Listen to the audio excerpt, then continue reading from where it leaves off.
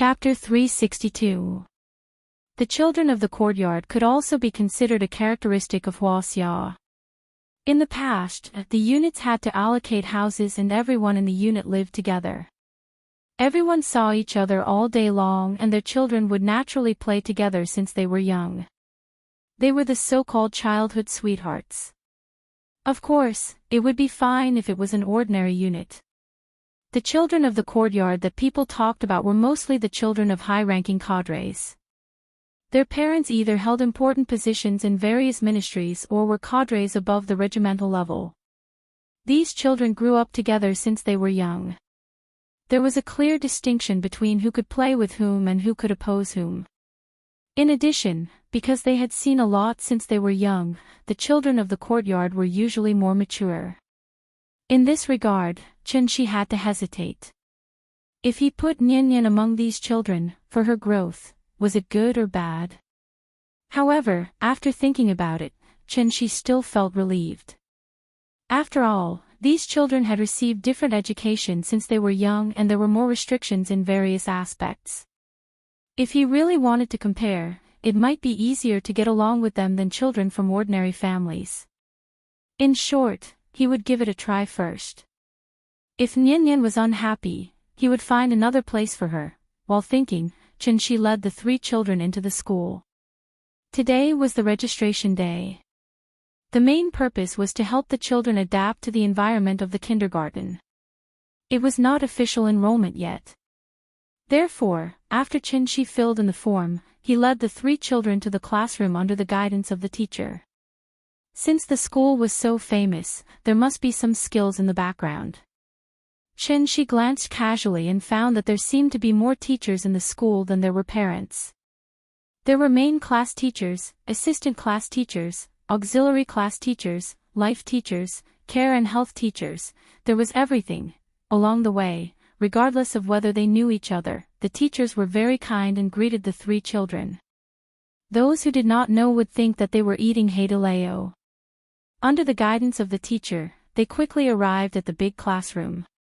The 3 children did not go to the middle class but came directly to the big class. Such unfamiliar faces naturally attracted the attention of the other parents. Other families usually had one person dragging one person, but Chunshi was dragging 3 people. In addition, he was a new face, so everyone couldn't help but whisper to each other. "Oldly, have you seen this person before? It looks like a new face. He didn't even come to the parent-teacher meeting yesterday. Didn't you see the enrollment list before? Which unit is he from?" Now that you mention it, I remember that there were originally only 60 spots for this semester. However, a few days before the start of the semester, 3 spots were forcefully inserted. They didn't even attend the interview and just waited to report. "You didn't even attend the interview? So powerful. Isn't that so? When I brought the child here, I didn't even pass the interview. If it weren't for my uncle, I reckon it would have been over. We begged, and it wasn't easy for us to get a spot. Yet, he casually dragged in 3 people. This is, After a brief discussion, the 2 parents glanced at each other in tacit understanding. They immediately came up with a plan. There were many small tables in the classroom. 3 to 5 parents gathered around a table with their children. However, similar discussions were constantly taking place at each table. Why do parents nowadays like to let their children go to good schools? Grades were only one of the reasons. The most important thing was, a good school could build better connections for the children, and the importance of these connections could not be compared with a few simple numbers on the report card. Classmate relationships. Only 10 or 20 years later, when everyone had stepped into society, would they deeply realize how valuable this word was. Although everyone was whispering, Chunshi pretended not to hear them. As soon as he entered the classroom, he took the 3 children and sat down according to their nameplates. The children in the kindergarten were still young. Naturally, it was impossible for the children to go on stage and introduce themselves as soon as they entered the classroom. Therefore, They could only wait for the children to adapt before the teachers arranged for them to begin the self-introduction. There were many delicate little toys on the table. As soon as they sat down, the 3 children were attracted by these toys. The teachers were indeed very attentive. They even prepared an exclusive gift bag for each child. The little girl was still very familiar with her name. Therefore, she immediately grabbed the gift box with the words Chin Yen written on it and couldn't wait to open it. Inside was a children's picture book that could be used in both Chinese and English. At the same time, there were many exquisite puzzle toys. Therefore, the 3 children immediately gathered together to play like they did in the tea house. There were already 2 children sitting at this table. Seeing that they were so lively, the 2 children went over to play with them. Perhaps because she had stayed in the tea house for a long time, Nian usually played with unfamiliar children. Therefore, she did not hesitate. With a wave of her small hand, she very generously invited the 2 children. It was fun with more people. Since the children were playing together, the adults naturally took the opportunity to strike up a conversation. "Bro, are you a dragon phoenix triplet?" The one who spoke was a bespectacled man about the same age as Qin Shi. Although the bespectacled man wore casual clothes and spoke casually, he exuded a strong aura. However, he exuded a strong sense of self-confidence, and this kind of self-confidence did not make people feel disgusted. It was as if he was supposed to be like this. After hearing the bespectacled man's words, Qin Shi responded with a smile, "No, they are the children of friends. The 2 families are close to each other. They help each other out when they have time." Oh, so that's the case. The bespectacled man did not seem to expect that there would be parents who did not bring their children to the registration day, so he was stunned on the spot. At this time, the middle-aged man next to him who had not spoken suddenly reached out his hand to Qin Shi and said, "Hello, my name is Wang Junqing. This is our child, Honey." Seeing this, Qin Shi had to politely shake hands with him and then respond, "Hello, my name is Qin Shi." Qin Shi. Wang Junqing murmured the name but found that he had no impression of this name at all, so he turned to look at the bespectacled man. Seeing this, the bespectacled man seemed to have received some instructions. The smile on his face suddenly became a lot more enthusiastic. Almost instantly, he reached out his right hand to Qin Shi. "Hello, Brother Qin, my name is Zhao Ziyu." Speaking of this, Zhao Ziyu deliberately paused, and then seemed to casually add, "I live in the planning commission courtyard like Brother Wang, so the children of our 2 families are very familiar with each other since young.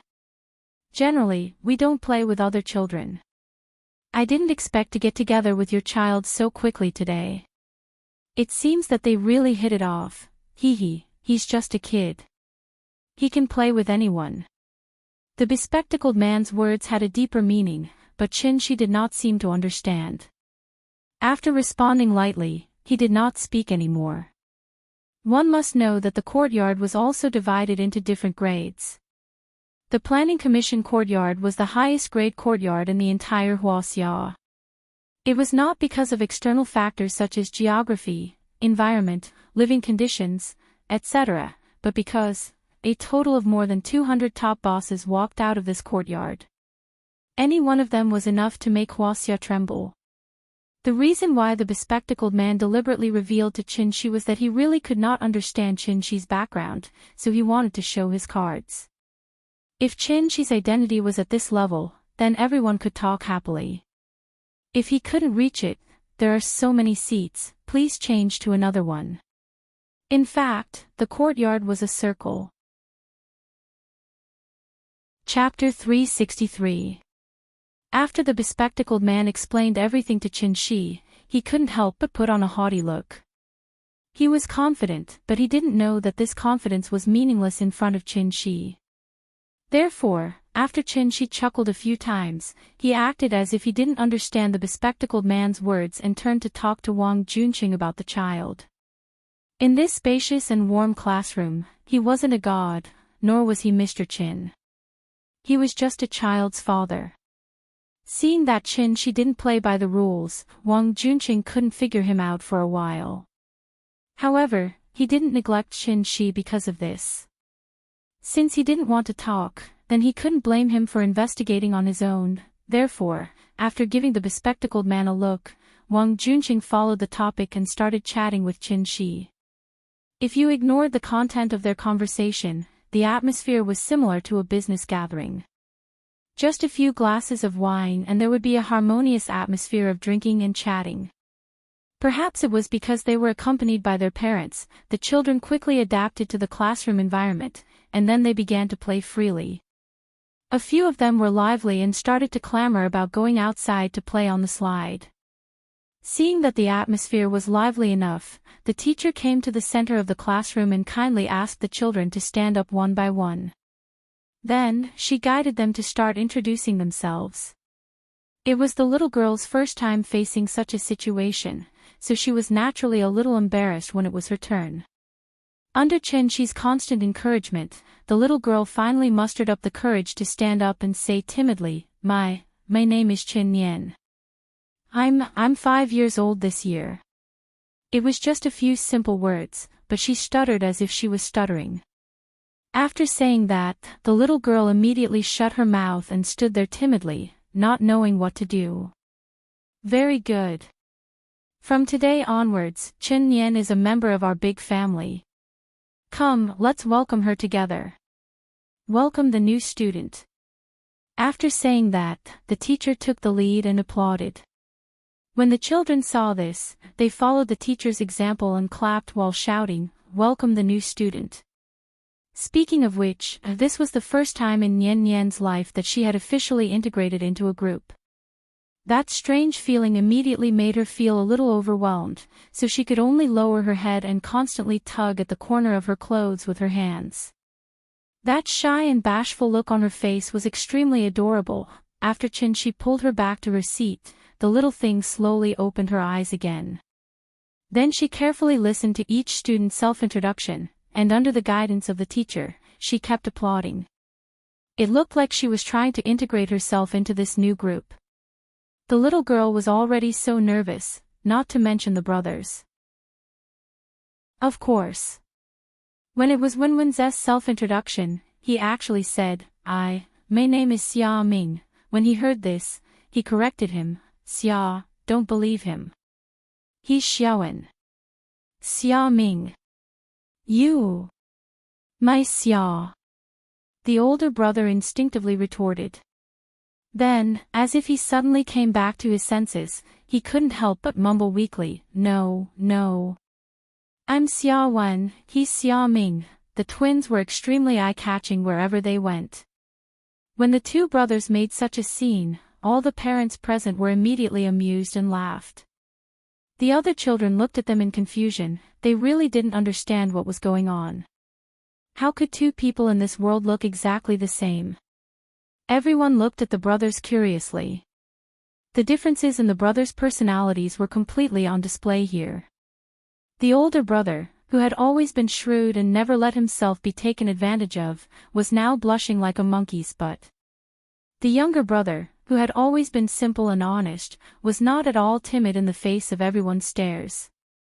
Instead, he was complaining that his older brother was using his identity. The two brothers were like two pistachios, immediately making everyone laugh out loud. Just like that, Shi led the three children into the capital city's second-generation circle. And the curtains slowly began on the three children's school days. After all, kindergarten life was quite relaxing. Perhaps because of the brothers' company, the little girl didn't cry from beginning to end. Sometimes, she even took the initiative to say that she wanted to go to kindergarten. She said that the little girl would take the school bus by herself, but when it was time to go to school, he still personally picked her up and sent her to school every day. At the same time, he also instructed Big Cat to wait outside the kindergarten gate at all times. From this, it could be seen that he really cared for Nyan to the extreme. When life was on the right track, time seemed to pass much faster. In the blink of an eye, it was National Day again. It was cold in the north, and at this time, people all wrapped up their jackets. There was no military parade this year, so naturally, there were fewer tourists in Shangjing than in previous years. It was still the large courtyard, but compared to the desolation of previous years, the Qin family's courtyard was particularly lively this year. Early in the morning, Gu Lao took the brothers to the courtyard. Xiao Yuan was busy moving out all the tables and chairs in the house, while her sister-in-law and Qin Yongyan sat in the main hall to discuss their own understanding. Even Qin Ruoying, who hadn't shown up for a long time, today, she finally got Qin Shi's permission to make an exception and take a day off. In fact, since the family of three returned from Daiyu Island, Qin Ruoying became the one who worked the hardest. She was cultivating in seclusion almost all the time. Her sister-in-law's dizziness wasn't very obvious because she had already stepped into the celestial being realm. Therefore, Qin Shi came to a conclusion: this symptom might be effectively suppressed with the improvement of her cultivation base.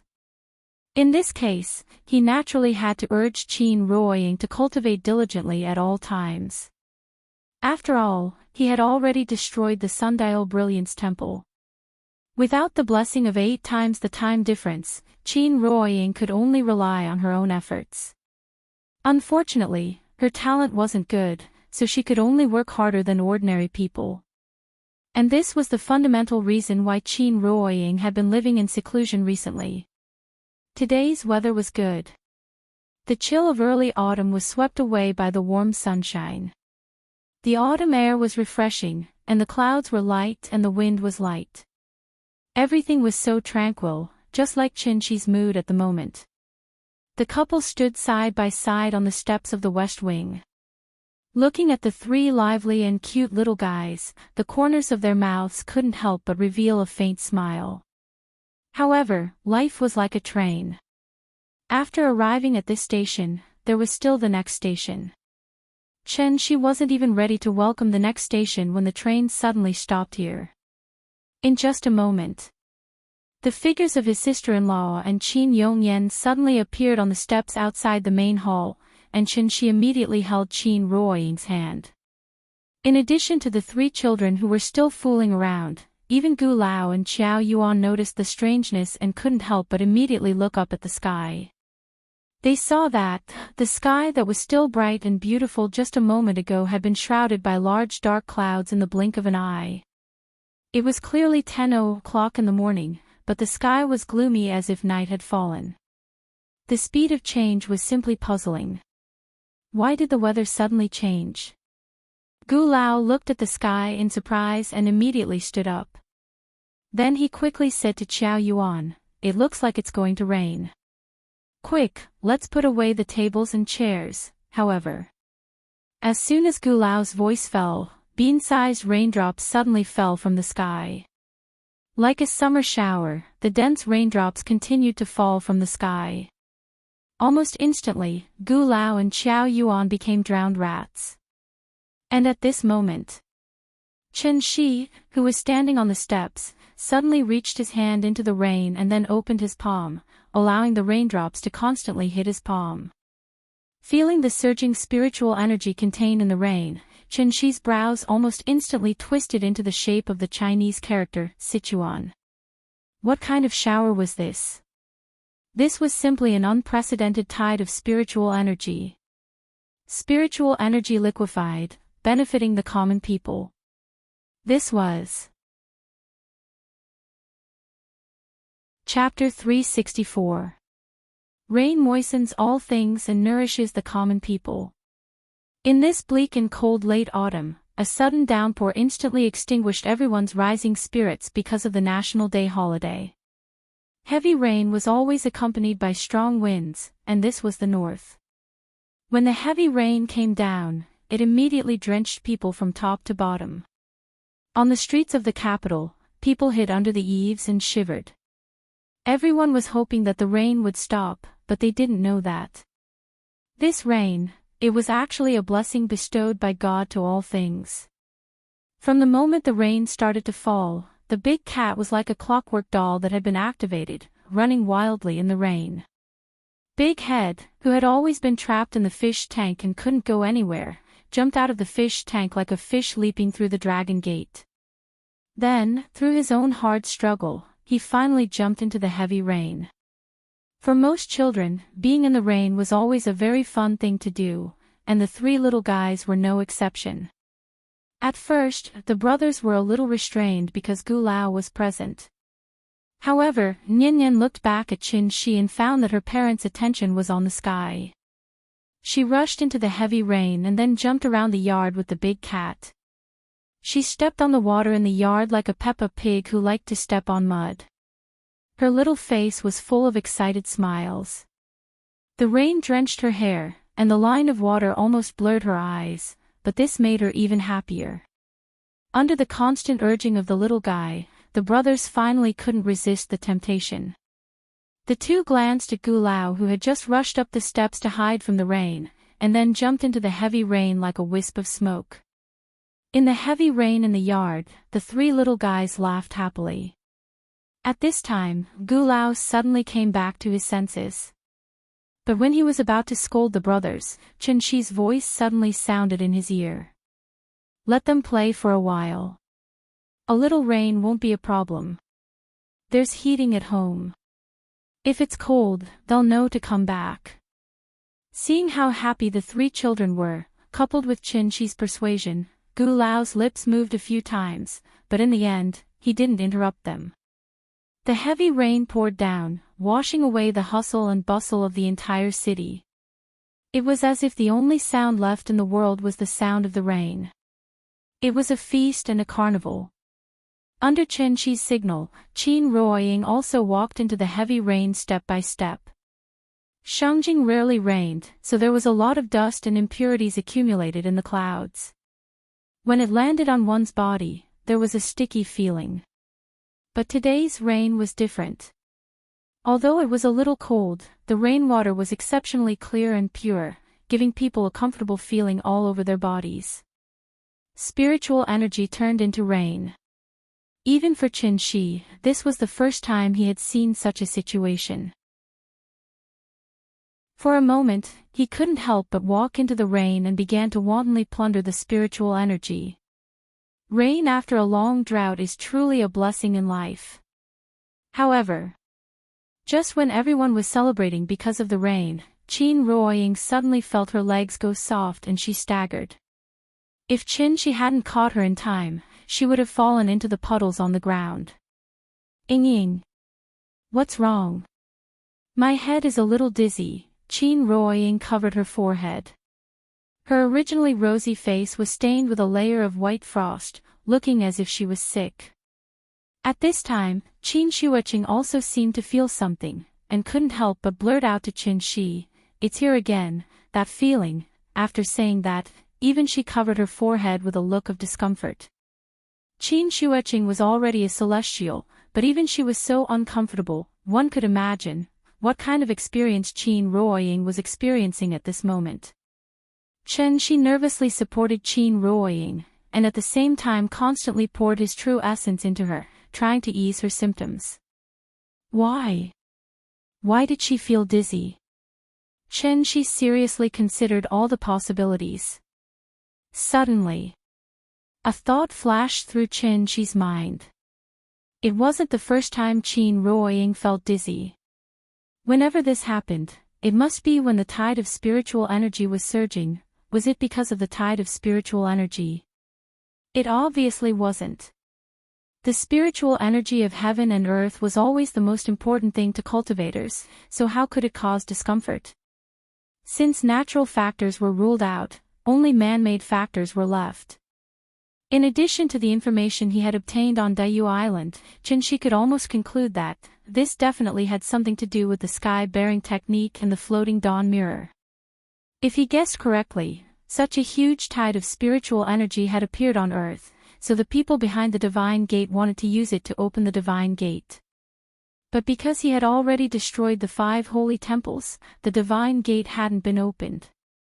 The Divine Gate, the holy temples, the tide of spiritual energy, Si Ming Xian knew, the sky-bearing technique and the floating dawn mirror, everything was actually closely related. Just as Qin Shi was pondering the root of the problem, Qin Ruoying seemed to have suddenly seen something. She looked up at the sky and muttered, I see it, there are people in the sky, they want to come down. As soon as she finished speaking, her body went limp and she completely fainted. Ying. The sudden change really shocked Qin Shi. He almost instantly carried Qin Ruoying back to the West Wing. Looking at the unconscious Qin Ruoying lying on the bed, Qin Shi's mood fell to the bottom. At this moment, Qin Shuoqing also rushed into the West Wing. Then, she said to Qin Shi with a pained expression, I saw someone holding a mirror, and then he kept talking to the mirror. I could hear his voice, but I couldn't hear what he was saying at all. Qin Shuoqing's expression was very pained. She looked like she was drunk, and she was trembling as she walked. Mirror. Qin Shi repeated this word. When he was about to ask, Qin Shuoqing shook her head and muttered, I can't, my head is so dizzy. Let me sleep for a while. After saying that, she fell on the bed and lay side by side with Qin Ruoying. Looking at the two sisters who had fainted on the bed, Qin Shi was silent. He carefully checked the physical condition of the two and found that their physiological functions were all normal. There were no signs of disorder in the vital essence in their bodies. It was as if they were sleeping peacefully. After a long while, when Qin Shi was sure that the two of them were not in any danger, he gently kissed Qin Ruoying's forehead. Then, he got up and walked out of the West Wing. It was still raining heavily outside. The three little guys were still jumping excitedly in the rain. Qin Shi subconsciously glanced in the direction of the main hall, but just happened to meet Qin Yongyan's gaze. Obviously, his father-in-law also noticed something strange. But due to his limited ability, he could only put all his hopes on Qin Shi. Qin Shi nodded slightly at Qin Yongyan. Then. Chapter 365. Above the sky, amidst the dark clouds. Qin Shi silently sensed all the tiny movements around him. A massive spirit energy tide that he had never seen or heard of before was surging wantonly in front of his eyes. It was only at this moment that Qin Shi suddenly realized, the area covered by this rain was too large. If one stood on the moon and looked at the earth, they could clearly see, the entire northeastern hemisphere was shrouded in huge cloud cyclones one after another. From the Malay archipelago in the south to Siberia in the north, almost half of Asia was covered by these huge cloud cyclones. The center of each cyclone was the place with the densest spirit energy. At a rough count, there were at least 7 or 8 cyclones. There was one in Shangjing, one in Qinling, one in Donghai, one in Karakoram, one in Taklamakan. Everywhere that had appeared before, a spirit energy tide appeared at the same time today. In other words, if the divine gates suddenly opened, it would definitely appear in these places. Usually, it would come one by one, but today, so many appeared at the same time. What was the secret behind it? Qin Shi didn't know, and he was too lazy to think about it. Because at this moment, there was only one thought left in his mind, and that was, completely block the divine gate. For Ying, for Nyanyan, for their family of 3 to live a happy and stable life, since opening the divine gate required a huge amount of spirit energy, then he wanted the spirit energy tide to never appear. From now on, he would be the dragon-breaking stone that stood between the two worlds. Wherever the spirit energy tide appeared, he would definitely be there. He wanted to completely cut off any connection between the two worlds. Disperse. This rain was not accompanied by lightning or thunder, but after Qin Shi roared at the sky, a series of deafening rolling thunder suddenly sounded in the sky. Boom! In an instant, the sky was like an army of thousands of soldiers and horses facing the enemy. The sound of drums was endless and rumbling. With Qin Shi as the center, a cyclone began to expand rapidly at a speed visible to the naked eye. Because it was spinning too fast, there were even white stripes visible to the naked eye on the inner wall of the cyclone. These stripes were like sharp blades, forming a meat grinder, enough to tear anything caught in the cyclone into pieces. The sky wailed, and the dark clouds roared in anger. Accompanied by the incessant flashes of lightning and rumbles of thunder, Chenxi was like a black hole, pulling in all the clouds and cyclones in the world and sucking them in bit by bit. This was the true power of the divine transformation stage. When Chenxi went all out, he could affect every corner of this planet. At this moment, he was like a Tao Tai from ancient times. He opened his mouth and crazily devoured the spiritual energy of heaven and earth on earth. Because only in this way could he immediately calm down the raging tide of spiritual energy. Unfortunately, Chenxi had overestimated himself. After all, Earth was no longer the dead planet of the last days that didn't even have a celestial being. After tens of thousands of years of silence, this decaying cultivation planet finally glowed with new vitality. The tide of spiritual energy was the beginning of everything. This was not something that Chenxi could stop by himself. Under the wheels of the Great Era, he was like a mantis that stretched out its arms to stop the car from moving forward. Even if he had to die, he would not hesitate. Ah! After Chenxi let out a long roar, a huge figure suddenly appeared behind him. It was the Dharma form. It looked just like him, but its body was more than 20 meters tall. It stood proudly in the sky like a god. Surging spiritual energy continued to surge into his body. Chenxi was like a balloon that was constantly inflating. There would be a time when he could not bear it anymore. Therefore, he urgently needed a channel to vent. This world, unsurprisingly, it became the channel for him to vent. In the blink of an eye, countless sword lights shot out, targeting the center of the cyclones one after another. Boom! Boom! Wherever the sword auras went, there would be a thunderous explosion in the air. For a moment, more than half of Asia was filled with earth-shattering thunder. Boom!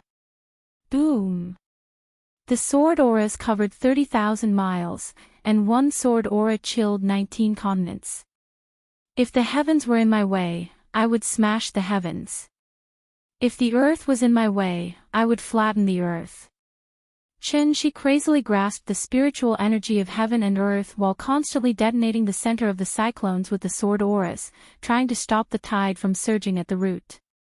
A big ship sank because of a small hole. 100 feet dike collapsed because of an ant's nest. The method Chenxi used seemed violent, but in fact, it was simple and effective. After his desperate series of attacks, the surging tide of spiritual energy was forcibly contained by him. The tide gradually receded, and the clouds and cyclones dissipated one by one. The dark clouds in the sky also dispersed, and the warm sun shone on the earth again. At this time, Chenxi's pale face showed a smile with difficulty. It was finally calm. However, just as Chenxi dragged his tired body and was about to return to Shangjing, a voice full of anger suddenly rang in his ears. "It's you! How dare you destroy the sacred ancestors' foundation?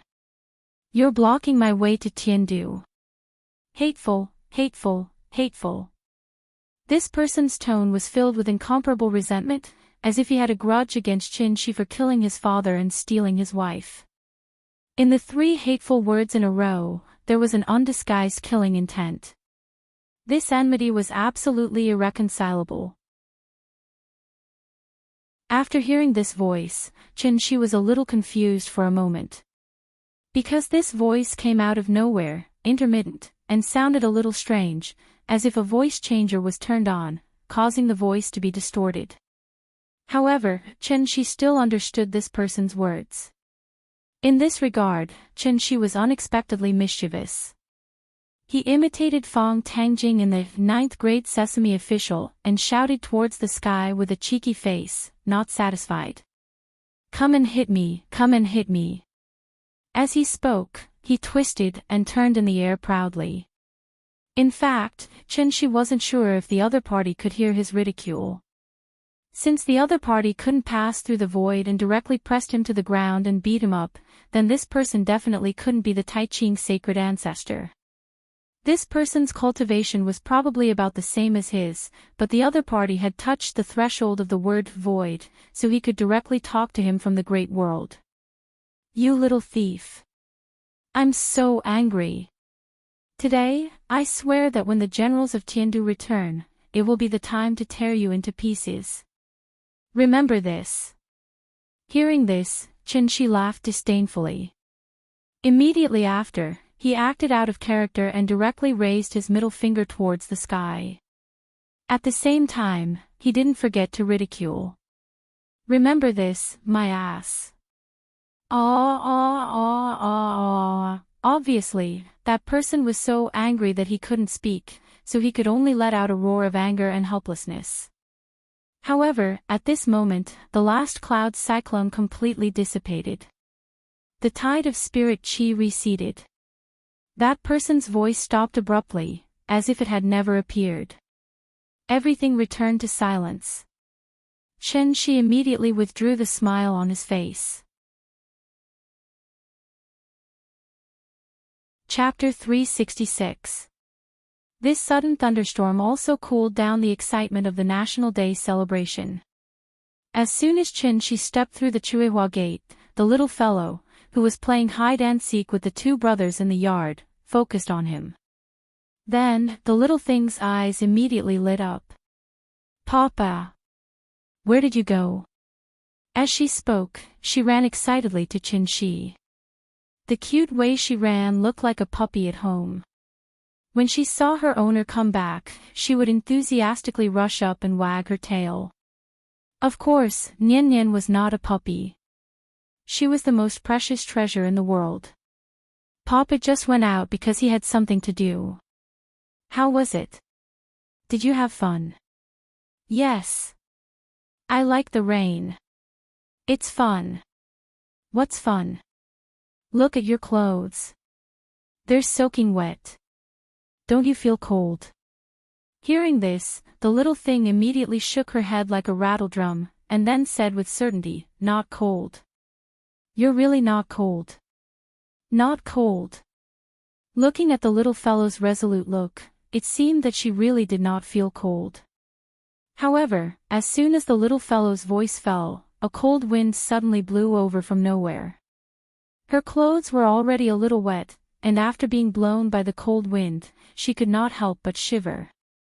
Well, now she knew it was cold.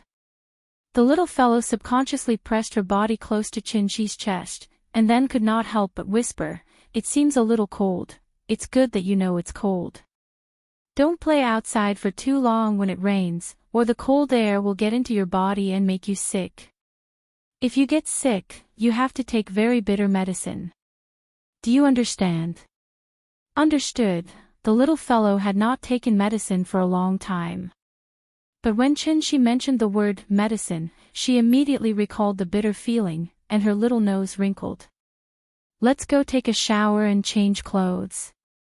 After the purpose of educating was achieved, Qinshi held the little fellow and called the two brothers to follow him into the west wing.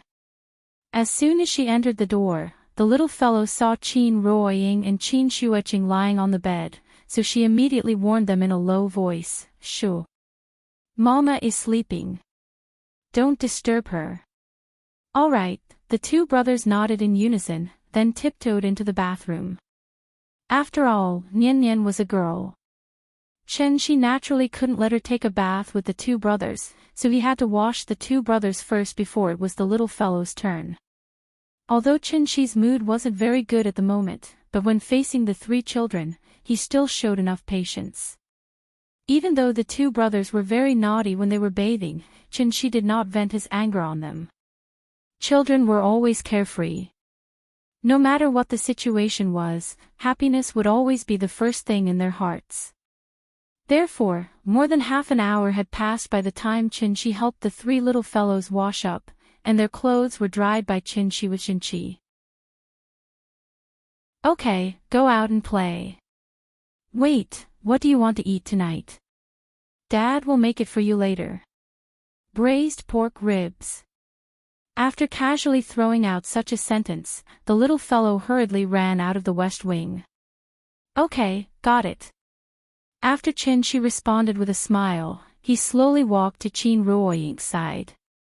Looking at his lover lying quietly on the bed, Chen Shi couldn't help but gently leave a kiss on her forehead. After a kiss, the sister-in-law next to him suddenly made a soft moan, as if she had a nightmare. Chen Shi was about to reach out to check the situation, but Qin Shuoqing jumped up from the bed like a frightened cheetah, and then kicked Chen Shi's head. "Stop! It's me." In front of Chen Shi, the sister-in-law would never have any possibility of resistance. He just casually glared at Qin Shuoqing, and Qin Shuoqing suddenly fell on the bed like a robot without power. "Let's talk. What did you see before you fainted?" The sister-in-law was a celestial being, and her foundation was much thicker than Qin Ruoying's, so the information she provided was naturally more useful. After Qin Shuoqing was pressed on the bed by Chen Shi, she was completely awake. The sister-in-law twisted her body and found that she couldn't move, so she couldn't help but blush and scold Chen Shi, "Hey, let go of me." But this tone. Why does it sound a little strange? "Get up, do you want to drink water?" "No." Qin Shuoqing seemed to dislike the feeling of being controlled by Chen Shi, so her attitude wasn't very good after she got up. But when she saw Qin Ruoying, the expression on her face slightly stiffened. Then Qin Shuoqing quickly shifted her gaze to the window, and then said, "I saw a lot of people. Those people seemed to be walking on clouds and flying in the sky, and they were wearing very strange clothes, a bit like ancient people. Behind them was a very, very big palace, even bigger than the Forbidden City. They were all looking at me. Maybe they weren't looking at me. Anyway, from my point of view, they were looking at me. I saw the hostility in their eyes, and the murderous intent. I don't know how to describe that feeling to you. At that moment, I felt like Sun Wukong, who wreaked havoc in heaven, standing outside the southern heavenly gate, facing the gods and Buddhas in the sky alone." Qin Shuoqing frowned, trying hard to recall the scene she saw at that time.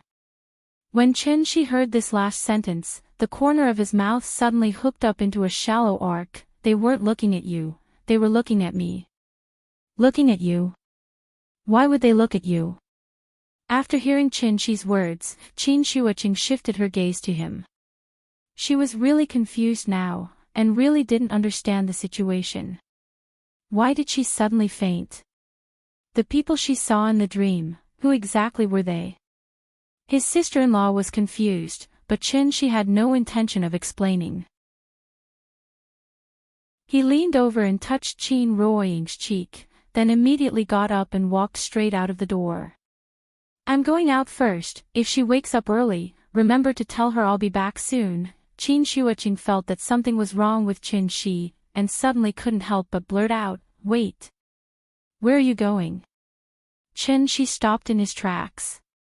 Qin Shuoqing looked at him, and then added in a slight panic, "You didn't even tell me where you were going. How can I tell my sister where you're going?" Seeing that his sister-in-law was so concerned, Chen Shi had to soften his tone, and smiled at her. "Don't worry, I'm just going to Daiyu Island to get something. I'll be back soon." Chapter 367. Daiyu Island. Heron Island, the pavilion in the middle of the lake. As the saying goes, the cicada senses the golden wind before it moves, sending the impermanence of death without knowing it. Ever since Jiang Jingqing was injured by that outsider who came out of nowhere, the sky above Daiyu Island seemed to be shrouded in thick dark clouds. Everyone in the clan was anxious, and the atmosphere was gloomy. Everyone seemed to be more cautious than usual. As the clan leader, Jiang Yuankue did not step forward to appease everyone at such a critical time. Instead, he stayed on Heron Island all day, doing something unknown. Everyone thought that the clan leader was planning something big, but no one knew. Jiang Yuankue himself was confused. Apart from preserving the most complete inheritance, the Jiang clan also had an immortal old monster who had lived for thousands of years. Based on this alone, Daiyu Island was destined to have too many secrets that no one knew. The great ancestor's seniority was there. Once the old man spoke, Jiang Yuankui naturally had to bow and listen. The great ancestor's words were simple. He wanted him to wait outside the pavilion in the middle of the lake and wait patiently for the fated person to appear. The fated person. Who was the fated person? Who was the fated person? The great ancestor's words must have a deeper meaning, so Jiang Yuankui had been thinking about this question for the past few days. However, no matter how hard he thought about it, he could not come up with a reliable answer. Until this day, a sudden tide of spiritual energy enveloped the entire world. As the place with the densest spiritual energy within 100 miles, a cloud vortex inevitably appeared in the sky above Diyu Island. This scene was very similar to the scene described in Immortals at the Magpie Bridge. When the golden wind and the jade dew meet, it surpasses countless things in the human world. It was only at this moment that Jiang Yuankui suddenly realized the sky had changed. Sure enough, when sword rays streaked across the sky and shot toward the vortex from afar, Jiang Yuankui finally understood who the fated person the great ancestor was talking about was. In this world, there was actually someone who was unwilling to ascend to the great world, and was instead trying his best to stop the divine gate from opening. Going against the entire great world with his own strength. What kind of courage was this? Even Jiang Yuankui could not help but be fascinated. However, Jiang Yuankui was the clan leader after all. He had to think carefully about everything. Therefore, in the next moment, a thought suddenly popped up in his mind. If the divine gate could not be opened, who was the biggest beneficiary? Weren't they the 5 lands of legacy? Even though the old ancestor had never explicitly mentioned it, Jiang Yuankui was keenly aware of the problem at this moment. When the spirit qi on Earth began to recover, what was the difference between Earth and the Great World? The desert had already become an oasis, so why would the people need to migrate again? On Earth, they were the high and mighty Jiang clan. But in the Great World, they were sinners who were as lowly as ants. Since that was the case, why was the Jiang clan still anxiously waiting for the gate of heaven to open? Isn't it good to stay on Earth? Thinking of this, Jiang Yuankui couldn't help but look back at the pavilion in the middle of the lake. His face suddenly revealed a complicated expression of worry and joy. Could it be, the elder ancestor really had such a plan? Jiang Yuankui stood at the bridgehead, letting his imagination run wild. At this moment, a figure suddenly appeared in the sky above Diyu Island. Following that, he passed through the formation at an extremely fast speed and landed outside the pavilion in the middle of the lake. Only when that person opened the door curtain and made a slight movement did Jiang Yuankui's heart suddenly tremble. He quickly turned around and angrily shouted, "Who is it? How dare you trespass into the forbidden area of my clan?" However, before he could step forward to stop him, the elder ancestor's voice slowly came from the house. "Yuankui, you can leave first." Hearing this, Jiang Yuankui couldn't help but stop. He quickly bowed and replied, "Yes. Also, pass on my order. Ring the 9-dragon bell and summon all the elders in the clan. I have something important to announce to everyone." 9-dragon bell. Hearing this, Jiang Yuankui subconsciously opened his eyes wide. He even suspected that he had heard wrongly. The elder ancestor seemed to have noticed his abnormality, so he spoke again to confirm it. "Go, ring the 9-dragon bell." "Yes, elder ancestor." This time, he finally heard it clearly. Therefore, Jiang Yuankui immediately went to the bell tower by the lake. After taking a deep breath, he was full of excitement. He pushed the hammer hard and rang the ancient bronze bell in front of him that hadn't been rung for thousands of years. Dong! Dong! Dong! The heavy and distant sound of the bell suddenly rang out, startling tens of thousands of birds on the island. Before the bell rang for the 9th time, the bridge outside the pavilion in the middle of the lake was already densely packed with people. Among these people, the ones with the lowest cultivation were diviners. Among them were Jiang Yuankui's father, grandfather, great-grandfather, and the various Jiang clan ancestors. It was obvious that they were the core strength of the Jiang clan. These people used to represent the glory of the Jiang clan, but now they were representing the future of the Jiang clan. With the continuous recovery of the spiritual energy of heaven and earth, the shackles of heaven and earth had been completely broken. In this short 1 year, many diviners had appeared in the Jiang clan. Among them, there were even those above diviners led by Jiang Jingqing. The future had come, and it had arrived. The Jiang clan was like a ferocious beast entrenched on Daiyu Island. At this moment, it finally revealed its ferocious and terrifying true face. Among the people by the lake, Jiang Yuankui's seniority was the lowest. However, due to his status as the current patriarch, Jiang Yuankui was fortunate enough to stand in the first row of the bridge. The entire place was silent. One could hear a pin drop. Everyone lowered their heads and ears, quietly waiting for the old ancestor to speak. No one knew who the old ancestor was talking to, nor did they know the content of their conversation. In short, after a long time, the old ancestor's voice suddenly rang out, instantly shaking everyone's hearts. I am Jiang Yan, the 17th generation patriarch of the Jiang clan. Today, I declare, the Jiang clan will form an alliance with Mr. Chen and fight against Tiandu together. In ancient times, what crime did the Jiang clan commit?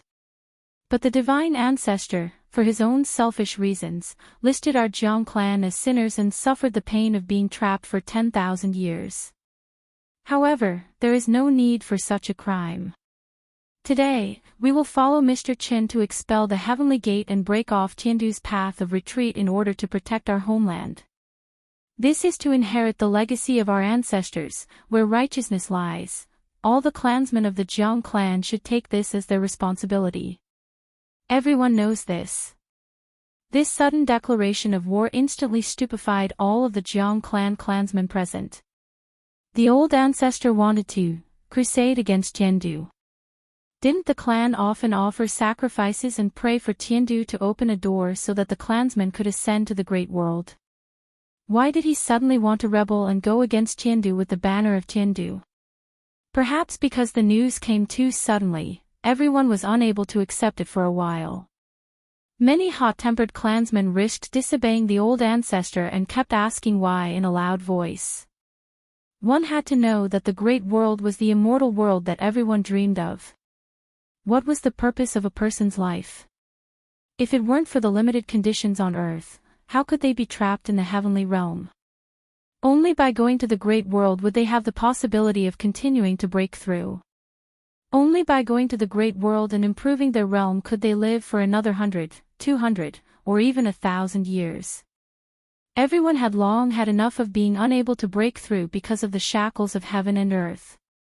It wasn't that they couldn't do it, but that the conditions didn't allow it. And this was the fundamental reason why people felt sad. The crowd was restless. Everyone was questioning the old ancestor's decision. If it weren't for the fact that the direct descendants of Jiang Yuankui were still trying to appease everyone, many people would have already rushed into the pavilion in the middle of the lake and demanded an explanation from the old ancestor. Just when the situation was out of control, a figure suddenly lifted the curtain and slowly walked out of the pavilion in the middle of the lake. So annoying. A bunch of short-sighted people. Sorry, my friend got married the day before yesterday. His hometown is really too far away. It takes 5 hours by car.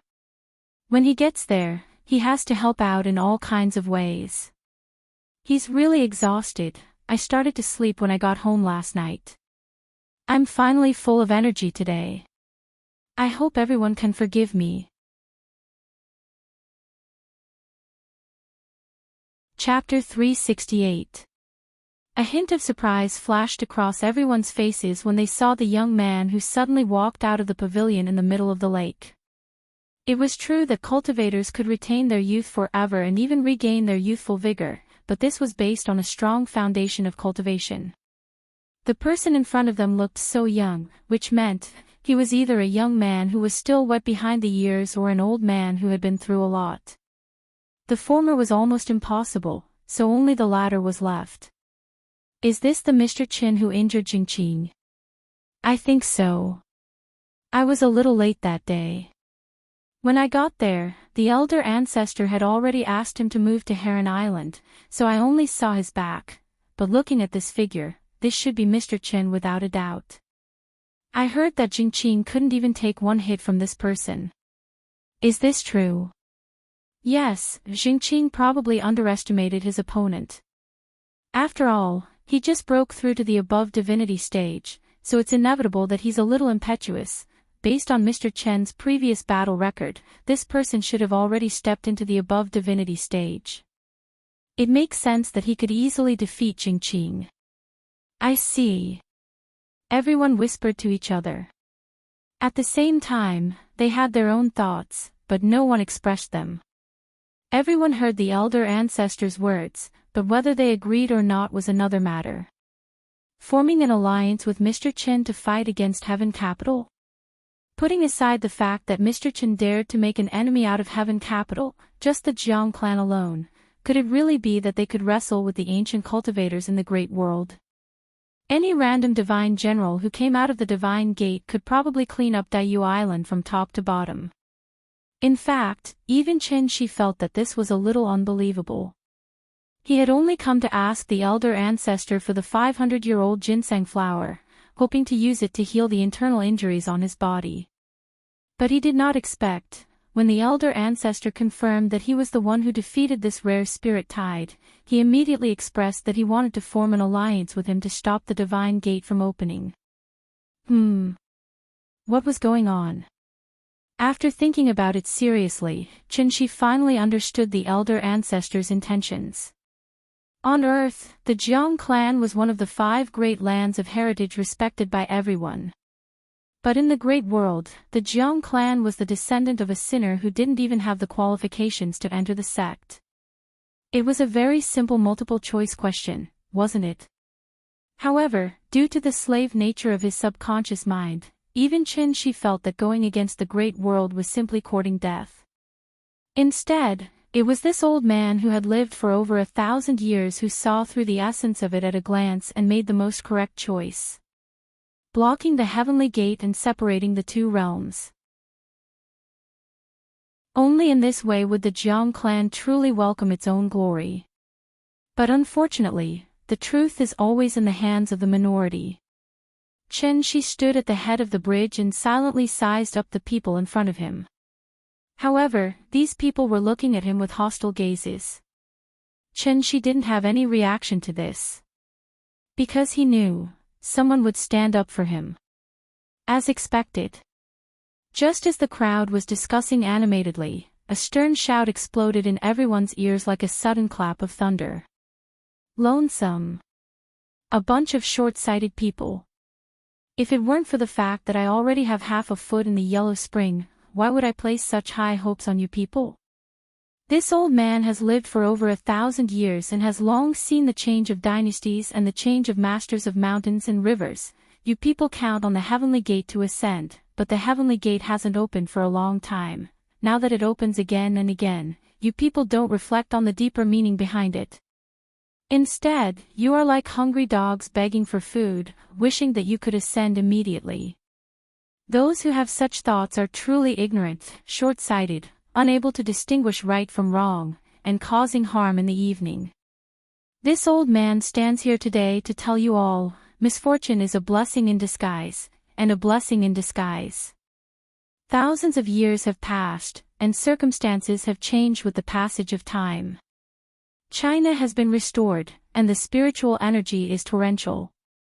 You people count on ascending to the upper realm, but you don't know that the people of the upper realm.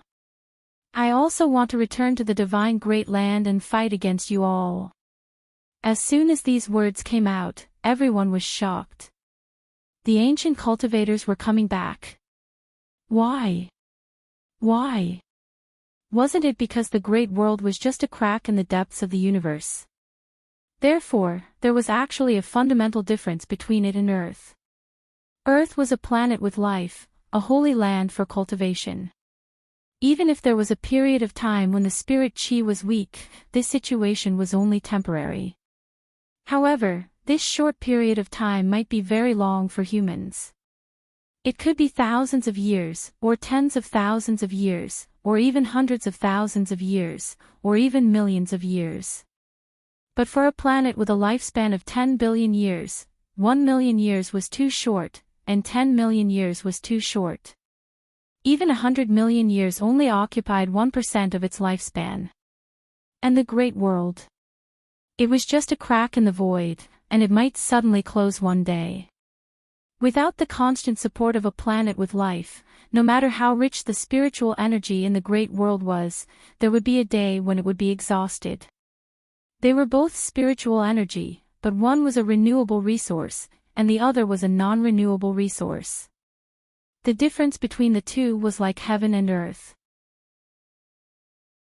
Humans had to learn to be vigilant in times of peace. Therefore, the main point was not whether the spiritual energy in the Great World was exhausted, but the spiritual energy on Earth had begun to recover. Since that was the case, why not return to Earth in advance to preserve the resources of the Great World and deal with the next age of chaos? Therefore, just as the person behind the heavenly gate said, the return of Tiandu, it had to be done.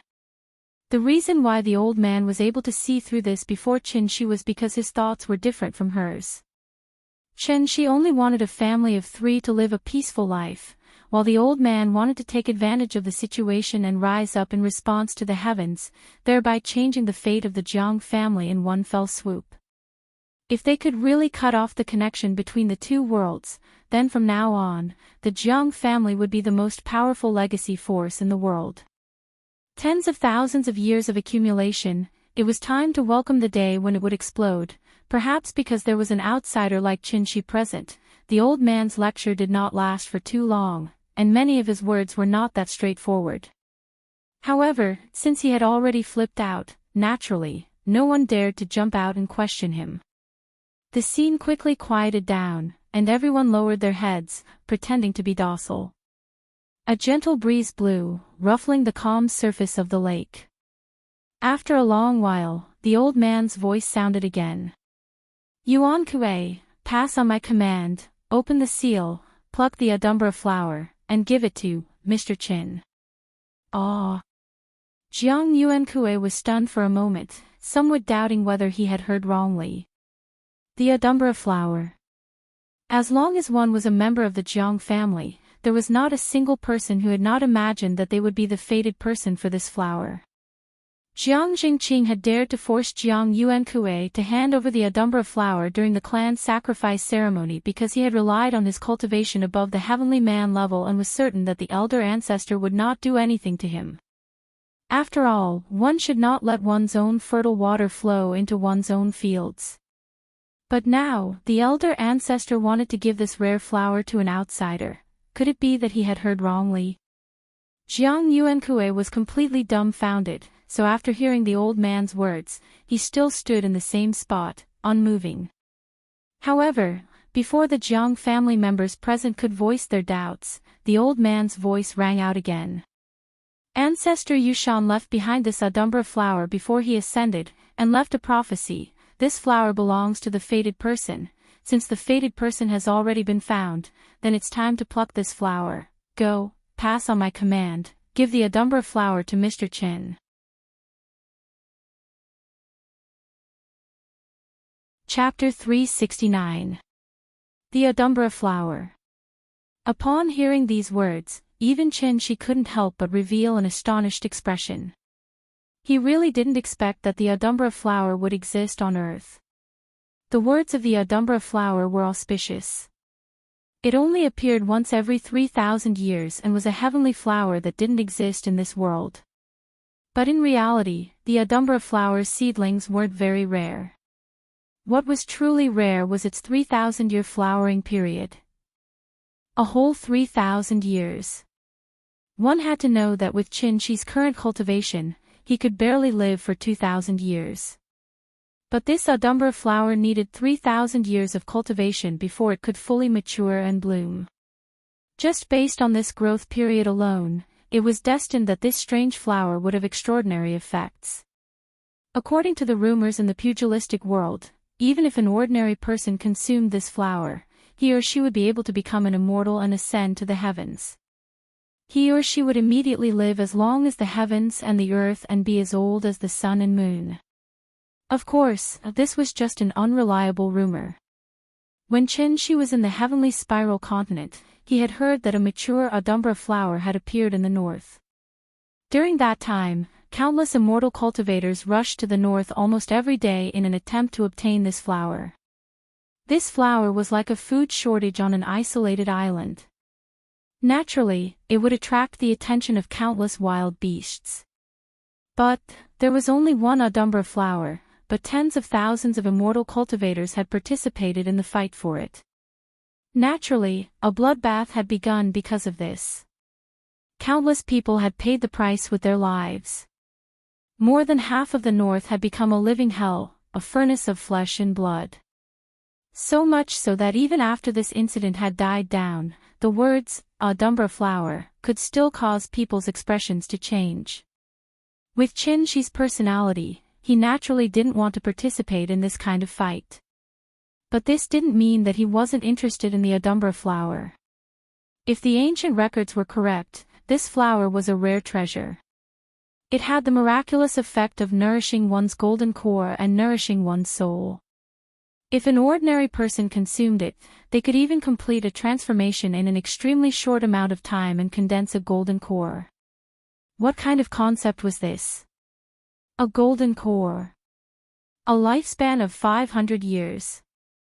If an ordinary person could directly advance to a golden core after consuming it, how powerful would its effects be if it was used as medicine, refined, and then given to immortal cultivators to consume?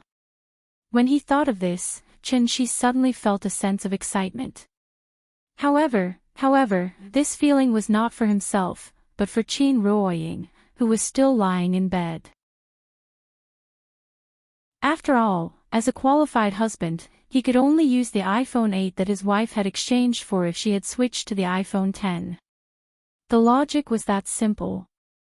Chen-shi had even made up his mind. Even if he had to turn hostile and snatch the Adumbra flower, he was going to snatch it back. Ginseng flowers nourish the body, blood thorns nourish the mind, and the Adumbra flower, although Chen-shi's alchemy skills could not be considered top-notch, he should be able to use these three precious herbs to concoct a cauldron of 10 complete tonics. Yin would eat the meat and he would drink the soup. Wouldn't that be perfect? Perhaps he could even use this opportunity to heal the internal injuries in his body and rule over this world in his peak state. By then, he only needed to stand in front of the heavenly gate and see if anyone could come out of the great world. Chen-shi pondered silently. Although he really wanted to obtain this Adumbra flower, he did not let his guard down because of this. As the saying went, one who was unaccountably solicitous was hiding evil intentions. The old man's motives were indeed very suspicious. Why did he have to give this Adumbra flower to him for no reason? Chen-shi could not figure it out. The Jiang clan members probably could not figure it out either. But now was not the time to delve into this question, so Chen-shi could only put this question aside for the time being and wait for the Jiang clan's final statement. Although the old man had already formed Ying, after losing his physical body, he was more like a mascot and did not have any substantial deterrence. So Chen-shi did not have much hope. Didn't he see that the group of people opposite him looked like they wanted to eat him alive? The watermelon that they had raised for a year had been stolen just like that. No one would be able to accept that, right? If a fight had to break out, for the sake of the old man, Chen-shi could be merciful and guarantee that he would not harm anyone's life.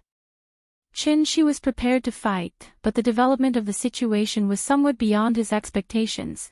After hearing the old man's order to deal with them according to the clan rules, the originally restless crowd instantly quieted down. Everyone glared angrily at Chen-shi, but no one dared to stand out and question the old man's decision. From this, it could be seen how high the old man's position in the Jiang clan was. Yuan Kue, go. After the old man spoke for the third time, no matter how unwilling Jiang Yuankui was, he could only sigh helplessly in the end. Then, he bowed and replied, Yuankui accepts the order. Old ancestor, please wait for a moment. After he finished speaking, Jiang Yuankui flicked his sleeves and left with an indignant expression. He was the current clan leader of the Jiang clan and was the old ancestor's direct descendant. So, Jiang Yuankui had always thought that the old ancestor was biased towards him. It was laughable that he had been constantly fighting with Jiang Jingqing in the open and in the shadows all these years. Who would have thought that in the end, he had made a wedding dress for someone else? How could Jiang Yuankui not be angry? But although he was angry, he still had to listen to the old ancestor's orders. The seal was on the stone platform on the other side of the lake. Through the clan leader's imprint, Jiang Yuankui quickly opened the seal and saw the full appearance of the Adumbra flower with his own eyes. This was a plant that had never appeared on Earth before. If he really had to describe it, its appearance was somewhat like a Inga pineapple. Its leaves were like fans and its entire body was sparkling and translucent. It was as if it was made of crystal and its fine hair could be seen. As soon as the seal was opened, a refreshing fragrance wafted out with the breeze. Jiang Yuankui only took a breath and felt his entire body relax, as if he had an inexhaustible energy. The flower was a strange flower, but it was as weak as a roadside rose. Jiang Yuankui only used a little force and plucked this strange flower that people yearned for day and night.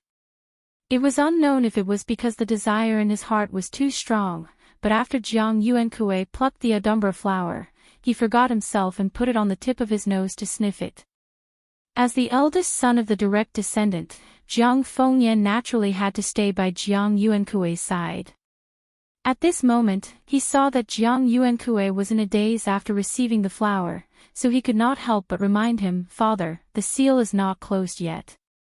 Why don't I take it?" Hearing this, Jiang Yuankui seemed to wake up from a dream.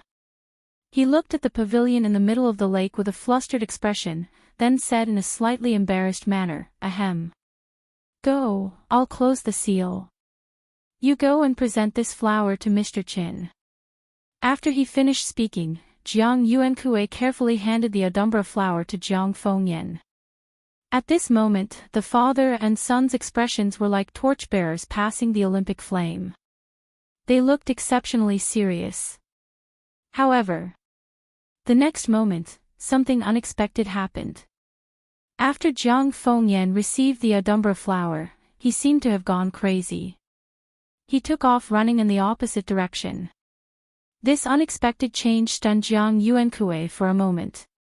By the time he came back to his senses, Jiang Fengyan had already run nearly 100 meters away. He must have used all his strength. "Fengyan. What are you doing? Hurry up and get back here." Jiang Fengyan was only one step away from becoming a diviner. Running at full speed, his speed was naturally extremely fast. Seeing this, Jiang Yuankui could not help but feel anxious. Just as he was about to chase after him, he heard Jiang Fengyan roar without turning his head, "Father. Why should you give this flower to an outsider? The elder ancestor is unjust. I don't accept this." At this moment, Jiang Fengyan was like a child who had been wronged. After being scolded by an adult, he wanted to escape from this place as far as possible. However, among the people present, the person with the lowest cultivation was a diviner. How could he tolerate such nonsense? Jiang Fengyan had probably thought of this as well. Therefore, while he was running, he grabbed the Adumbra flower and stuffed it into his mouth. Since his father could not have it, then no one else could. He would die today.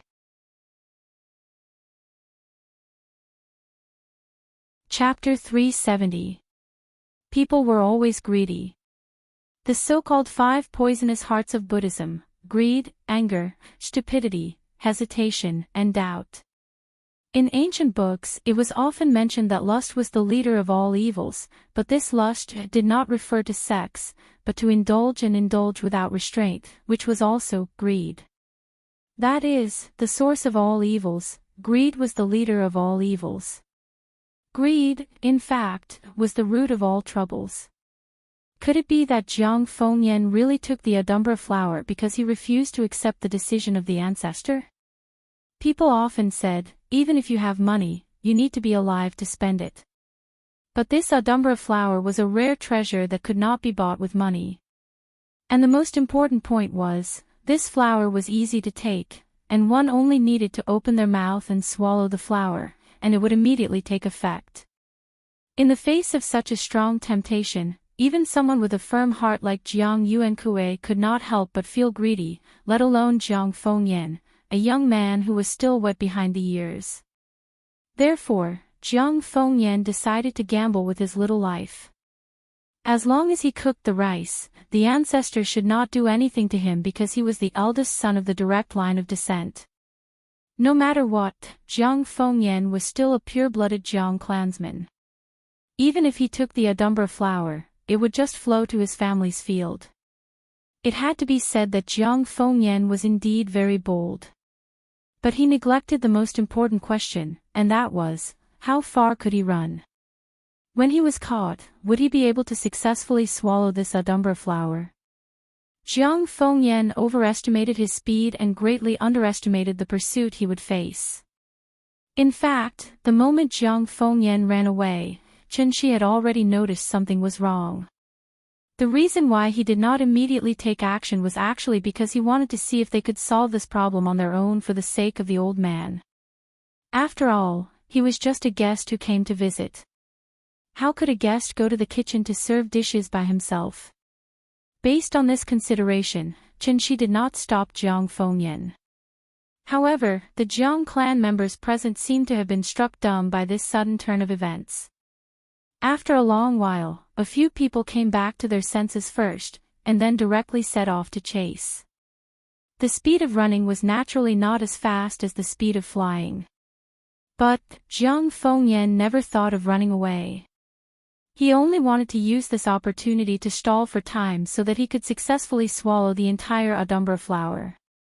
Therefore, as soon as those people rose into the air, Jiang Fengyan had already stuffed the Adumbra flower into his mouth. Sigh. Seeing that it was too late to stop him, Chen Shi could only sigh silently and prepare to do it himself. However, just as Chen Shi was about to attack, the old man's voice suddenly exploded from the clouds, causing the entire Heron Island to tremble. Evil creature! How dare you! That voice was so loud that it sounded like the furious roar of a deity. Immediately afterward, a huge amount of true essence gushed out from the pavilion in the middle of the lake. The ferocity of its momentum was as if the heavens and earth were collapsing, and the mountains were collapsing and the earth was cracking. An incomparably surging Jin Yuan poured out from the pavilion in the middle of the lake. The lake water that was affected by the Jin Yuan suddenly sprayed up into the sky like a fountain. In that instant, raging waves filled the sky, and the mountains and rivers trembled. The entire Heron Island was trembling in the old man's anger. Seeing this, Jiang Yuankue was so scared that his liver and gallbladder were almost torn apart. He could only look up to the sky and shout in panic, "This child is not sensible. Ancestor, please show mercy and spare his life." Unfortunately, Jiang Yuankue's words were still too late. A water column suddenly rose from the lake and then shot toward Jiang Fengyan at an unimaginable speed. At that moment, time seemed to have stopped. Jiang Fengyan even maintained the posture of wanting to swallow the Adumbra flower as he ran. Boom! However, the huge wave arrived first. Like a flash flood, it instantly swallowed Jiang Fengyan whole. When the huge wave dissipated, the rocks, weeds, trees, and slopes where Jiang Fengyan was standing were all buried by the huge wave. As a result, the area within a few hundred meters had become a ruined scene after the flash flood. There was nothing left. Only broken trees, broken branches, and yellow soil were left on the ground. After seeing such a scene, Jiang Yuankui couldn't help but feel sad. After rushing to the place where Jiang Fengyan was before, he completely disregarded his image and used his hands to search the soil. Fengyan. Fengyan. Where are you? Father is here to save you. Where are you? Answer me. The so-called father and son were connected by heart. At this moment, it was deeply reflected. Even if Jiang Fengyan had committed a heinous crime, Jiang Yuankui couldn't bear to see him suffer any harm. But how powerful was the ancestor's power? With just one move, everything in front of him was wiped out, including Jiang Fengyan. When he thought that his son might have been killed by the ancestor himself and died without a complete corpse, Jiang Yuankui couldn't help but lie in the soil and cry bitterly. But at this moment, the old man's voice sounded again. Pass my order. Jiang Fengyan has committed a crime of disobedience. He is punished to meditate in the dry pool for 60 years. During this period, without my permission, he is not allowed to take a step out of the dry pool. The dry pool was the place where the Jiang clan punished sinners. There were all kinds of torturing formations set up in it. But the ancestor asked Jiang Fengyan to stay in there for 60 years, which was 60 years, this could already be considered the harshest punishment. But when Jiang Yuankui heard this sentence, it was as if he had heard great news. He quickly knelt on the ground and kowtowed while shouting, Thank you, ancestor, for not killing me. Thank you, ancestor, for not killing me. Thank you, ancestor, for not killing me. After the old man made his move, this farce finally came to an end. As for the adumbra flower that countless people yearned for day and night, under the old man's protection, it flew into Qin Shi's hands, unharmed. The flower finally fell into the hands of the fated person. Thank you. After reaching out to take the adumbra flower, Qin Shi turned around and looked at the pavilion in the middle of the lake with interest. The old man really hid it well. Just from this, Qin Shi was enough to judge that the old man's strength at his peak was definitely not inferior to Bai Hong's. As expected of an old man who had lived for more than 1,000 years. He really did not make a move, but when he did, it was indeed shocking. Qin Shi had always thought that after the old man lost his physical body, he had completely become the Jiang clan's mascot. Now it seemed that he had underestimated the heroes of the world. The old man must have mastered some secret technique that even he did not know about. That was why he could continue to cast spells without a physical body. To be honest, Qin Shi was now more and more interested in this old man. He hid too many secrets, and Qin Shi could not understand his motives at all. There was no such thing as a free lunch in this world. So here came the question. From the beginning, the old man had been especially attentive to him. Now, he did not hesitate to seriously injure his descendants to give him the adumbra flower. Chapter 371. 1,000-year-old Go, the reincarnation of the Chicken King. If life was a survival competition, the old man's chances of winning the chicken dinner would be far greater than anyone else's. He wasn't afraid of his opponent being tough or reckless, he was only afraid of his opponent being cunning. If he really met such a wretched opponent, no matter how strong he was, he couldn't help but mutter in his heart. After all, who knew when this old fellow would pop out and stab him in the back? Qin Shi was indeed very interested in the old man's secrets. Thus, after obtaining the adumbra flower, he was prepared to return to the pavilion in the middle of the lake to have a good chat with the old man. However, he had just taken a step when the old man's voice suddenly rang out again. Since Sir has already obtained the adumbra flower, you should be returning from a rewarding journey today. There are many matters to attend to in the clan. You've also seen the farce just now, please don't take it to heart, I'll teach them a good lesson right now. I'll definitely make sure they remember what rules are, that's all for today. It's inconvenient for me to move around, please forgive me, Yuankui. help me send the guests off." After hearing the elder master's words, Jiang Yuankue immediately stood up from the soil and wiped the mud off his face. At the same time, he replied rather excitedly, "Yuankue obeys." After he finished speaking, Jiang Yuankue shook violently and used his inner yuan to shake off all the mud and dust on his body. His entire person looked like a brand new person, as if he had just taken a bath. If the elder master had asked him to send the guests off, that meant, in the elder master's heart, he, Jiang Yuankue, was still the current clan leader of the Jiang clan. The elder master didn't hold a grudge against him because of what had just happened.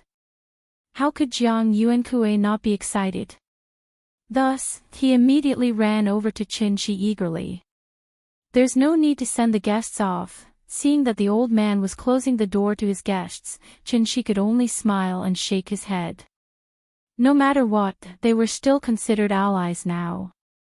Furthermore, he had received a greeting gift from the old man. Naturally, he couldn't cause any unhappiness with the old man over such a small matter. After all, they had just formed an alliance and were still in their honeymoon period. "I came in a hurry today, so I didn't bring any gifts. Instead, I received a big gift from you for no reason. I'll remember this favor for now. Once I've refined this adumbra flower into a pill, I'll bring a portion back for you.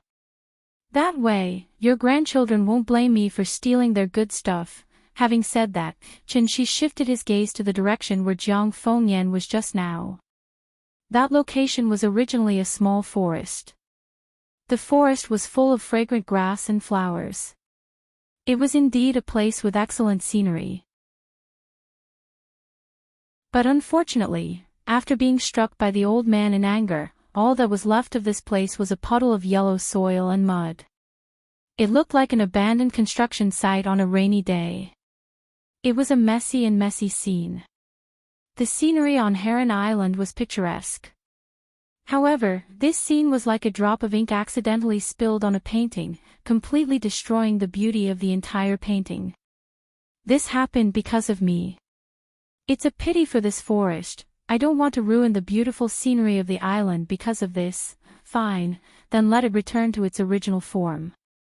As he spoke, Qin Shi raised his hands and made a gesture. Immediately after, a flower formed by the condensation of vital qi slowly bloomed in his palm. After Qin Shi gently waved his hand, the glowing green flower flew straight to the ruins. The Jiang clan members present were somewhat confused. They had no idea what Qin Shi was doing. The only thing they could confirm was, everyone was quite dissatisfied with Qin Shi's words and deeds.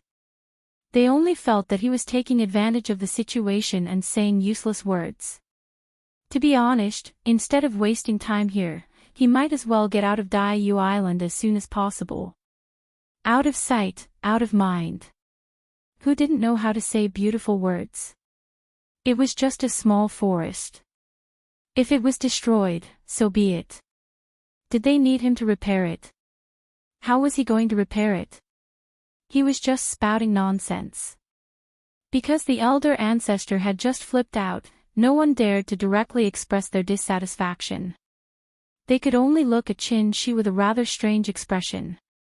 However, the next moment, something that caused everyone to be dumbstruck suddenly happened just like that. It was clearly early autumn, but Heron Island seemed to have ushered in the return of spring and the revival of all things.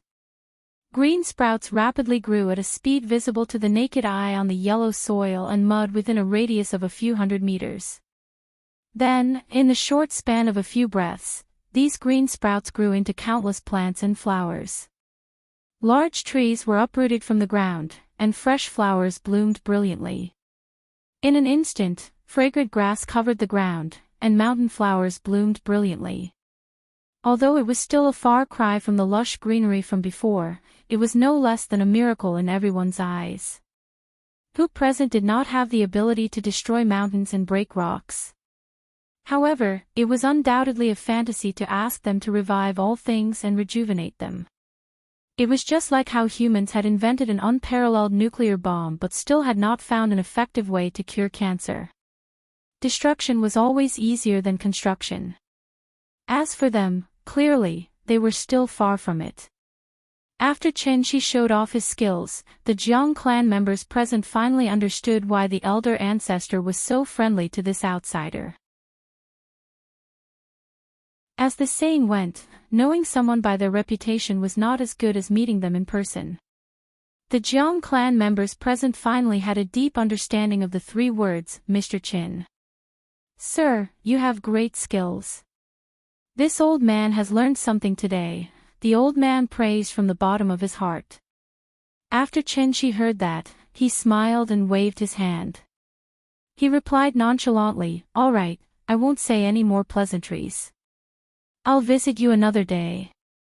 Goodbye.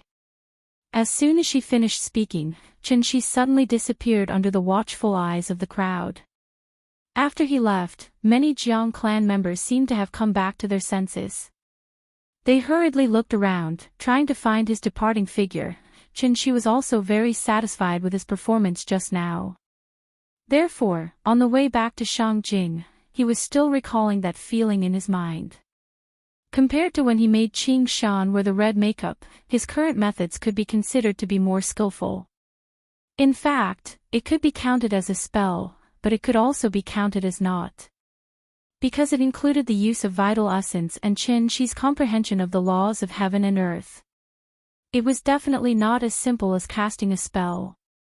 The laws of heaven and earth were a very mysterious thing. From the reincarnation of life and death, to the rotation of the sun and moon, to the rise of clouds and rosy clouds, to the blowing of the wind on the hills. Even if it was as small as gravel or dust, it contained a certain amount of the laws of heaven and earth. Just as the eminent monks often said, every sip and every bite was predetermined. There must be a reason for the Lanyin silk fruit. This made Chen Shi feel a little strange. After all, he usually did not cultivate at all. When he had time, he would accompany his wife and play with his children. Why did his comprehension of the laws of heaven and earth become deeper? Could it be, this was the so-called cultivation in the secular world?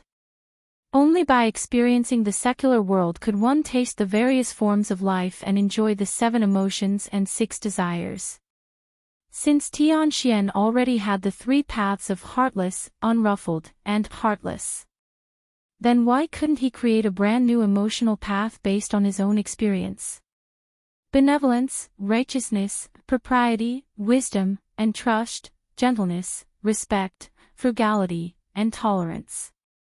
With the traditional virtues of Huaxia as the outline, he created his own path. Chapter 372. For ordinary people, National Day was still National Day, except that there was a rainstorm that didn't last long. It was sunny after the rain, and the autumn air was refreshing. It was a good time for sightseeing. With the rise of short videos, many cities in the southwest began to gradually become popular on the internet, which also diverted a lot of tourists from the old tourist cities. As the capital of a country, Shangjing had its own unique cultural heritage, so during the National Day holiday, the capital was still the first choice for people to travel in the country. The Great Wall, the Forbidden City, Tiananmen Square, Prince Gong's Mansion, Summer Palace, Hohai, almost all the famous scenic spots were crowded with tourists. As far as the eye could see, there was a dense mass of people at the back of their heads. It was truly crowded and bustling with noise and excitement. As for the annoying rain just now, obviously, it was completely forgotten by everyone. However, it was because of the heavy rain just now that Shangjing finally ushered in a good day with clear skies and clear winds. The sky was blue and the clouds were white. There was no trace of fog, and the sky was blue like the satin produced by the Jiangning weaving department. It looked particularly smooth and soft, and people couldn't help but want to reach out and touch it. If you add in the fresh and pleasant air, even the tourists who were complaining about the rain just now couldn't wait for another heavy rain like this tomorrow, so that they could enjoy the most complete classical beauty of Shangjing. All the scenic spots were lively, but the most unique old alley of Shangjing was still so quiet. Tourists in 2s and 3s stood in the alley taking photos. When they saw Chen-shi directly open the door of the courtyard, they couldn't help but show a trace of envy in their eyes. The courtyard of Shangjing. It was very valuable. When Chen-shi crossed the Chuehua gate with big and small bags, Qin Ruoying had already woken up. Qin Shueqing accompanied her in the room and talked. Because Gu Lao hadn't seen Chen-shi for a long time, he called Xiao Yuan to the kitchen to prepare dinner. The three little guys' activity level was seriously over the limit, so when Chen-shi entered the door, he saw the three of them lying on the sofa watching cartoons attentively. This was their family's national day. It was an ordinary national day. The sister-in-law seemed to want to know what Chen-shi was doing just now, so she couldn't help but ask a few times. However, she was fooled by Chen-shi. Going to Daiyu Island was an official matter, but going home was a private matter. Public affairs and private affairs should not be mixed together. Chen-shi had always been very clear about this. After the backbone returned, the Sihiyuan quickly became lively again, as if nothing had happened. Gu Lao was in charge of cooking, and Chen-shi and Xiao Yuan were his assistants. Soon, a large table of delicacies was served. At this time, the shortcomings of the north had to be mentioned, and that was, the temperature difference between day and night was huge, and the sun set quickly. Just after 6:00, the sky gradually darkened. When it was time to light the lanterns, the heavy rain had just stopped. Raindrops that had not yet dried up slowly rolled down from the leaves. Birds were looking out from under the eaves. The wind was cool, bringing with it the fragrance of the earth that came from nowhere. The little fellow looked up and saw a few stars blinking in the sky. This song is so nice. Papa taught me. I learned it right away. It's very easy. Come, I'll teach you. Sing with me. The dark sky hangs low, and the bright stars follow. Insects fly, insects fly. Who are you thinking of? In the brightly lit central room, the little fellow did not have stage fright in front of the big family. Instead, she clapped her hands and sang "Insects Fly" with her sweet voice. Although the brothers were a little embarrassed, they still plucked up the courage to sing with the little fellow under everyone's constant encouragement. The beautiful child's voice kept ringing in the room. For a moment, the big courtyard was a little more warm because of this. The 7-day holiday passed quickly. Chen-shi also did as the little girl wished. In these few days, she took the two brothers to accompany her in Shangjing City to play to their heart's content. However, playing was one thing. When the holiday was over, she had to go to school. For this reason, the father and daughter held pinky hooks. Probably because she was in a good mood at that time, Nian also patted her chest and promised that she would go to kindergarten when school started. But, when it was the day of school, the little fellow stayed in bed and did not want to get up. Chen-shi had no choice but to carry her to kindergarten. For this reason, Nian lost her temper. If she had not heard that the brothers had already gone to kindergarten, she would have been rolling on the ground. Then again, even adults had holiday syndrome, let alone a child who was only the size of a bean. Therefore, Chen-shi could understand Nian's feelings. However, considering that the child was growing up day by day, preschool education was really important. Therefore, Chen-shi could only bear the pain and play the role of a strict father for once. After all, this time, he could not give up halfway like before, right? When the father and daughter arrived at the school, there were already many parents sitting in the classroom with their children. In fact, compared with other children, Nian's performance was already very good. At least she did not cry, right? When she found the two brothers in the classroom, the performance of the three little fellows was even more outstanding. Other children were crying, but the three of them were happily playing with the small toys prepared by the teacher. The teacher used the performance of the three of them to encourage other children. After the little fellow heard this, her little face was so happy that flowers were about to bloom. Therefore, before Chen-shi spoke, the little fellow took the initiative to say to Qin, "It's time for class." "Papa, go back. I'm not afraid." Looking at her proud little face, it seemed that she had completely forgotten how she was lying in bed in the morning. "Okay, you three be good and listen to the teacher. Papa will pick you up later." "Goodbye, Papa." Looking at Nyan's cute little face, Qin's heart melted. Therefore, like many other parents, he stood in the corridor and secretly watched for a long time before he reluctantly left. Nyan started school, and Qin finally had some free time. In fact, during this period of time, he had been thinking about how to combine the prescription in order to maximize the medicinal effects of the adumbra flower. After all, he had too few resources at his disposal and could only supplement it with ordinary herbs. Qin pondered over the prescription as he walked out of the school gate. However, at this moment, an A6 suddenly stopped in front of him. Then, a man rolled down the window and smiled at him. "Mr. Qin, can I give you a ride? Today is October 21st, it's my birthday." Birthday wish: finish the book properly, don't end it badly. This is also the first time I've written a book to 800,000 words. I've completely turned from a semi-newcomer to a veteran author. I've also experienced a lot of ups and downs. I'm only half a step away from becoming a god, so my mentality has changed a lot compared to a year ago. This book has already reached 50,000 high subscriptions when it was 700,000 words. It's really 50,000. There's absolutely no exaggeration. Unfortunately, I collapsed. I've indeed never written so many words before, so I'm getting weaker and weaker towards the end. Practicing with 10,000 subscriptions, thinking slowly, writing slowly, learning slowly. I don't think there are many people in Yuan who have tried this. Therefore, I definitely won't stop writing because I still need to improve. Well, I won't say any more nonsense. Actually, I just want to sincerely thank everyone for their continuous support on my birthday. Every comment, every recommendation ticket, every monthly ticket, every gift, I've seen it all and remembered it in my heart.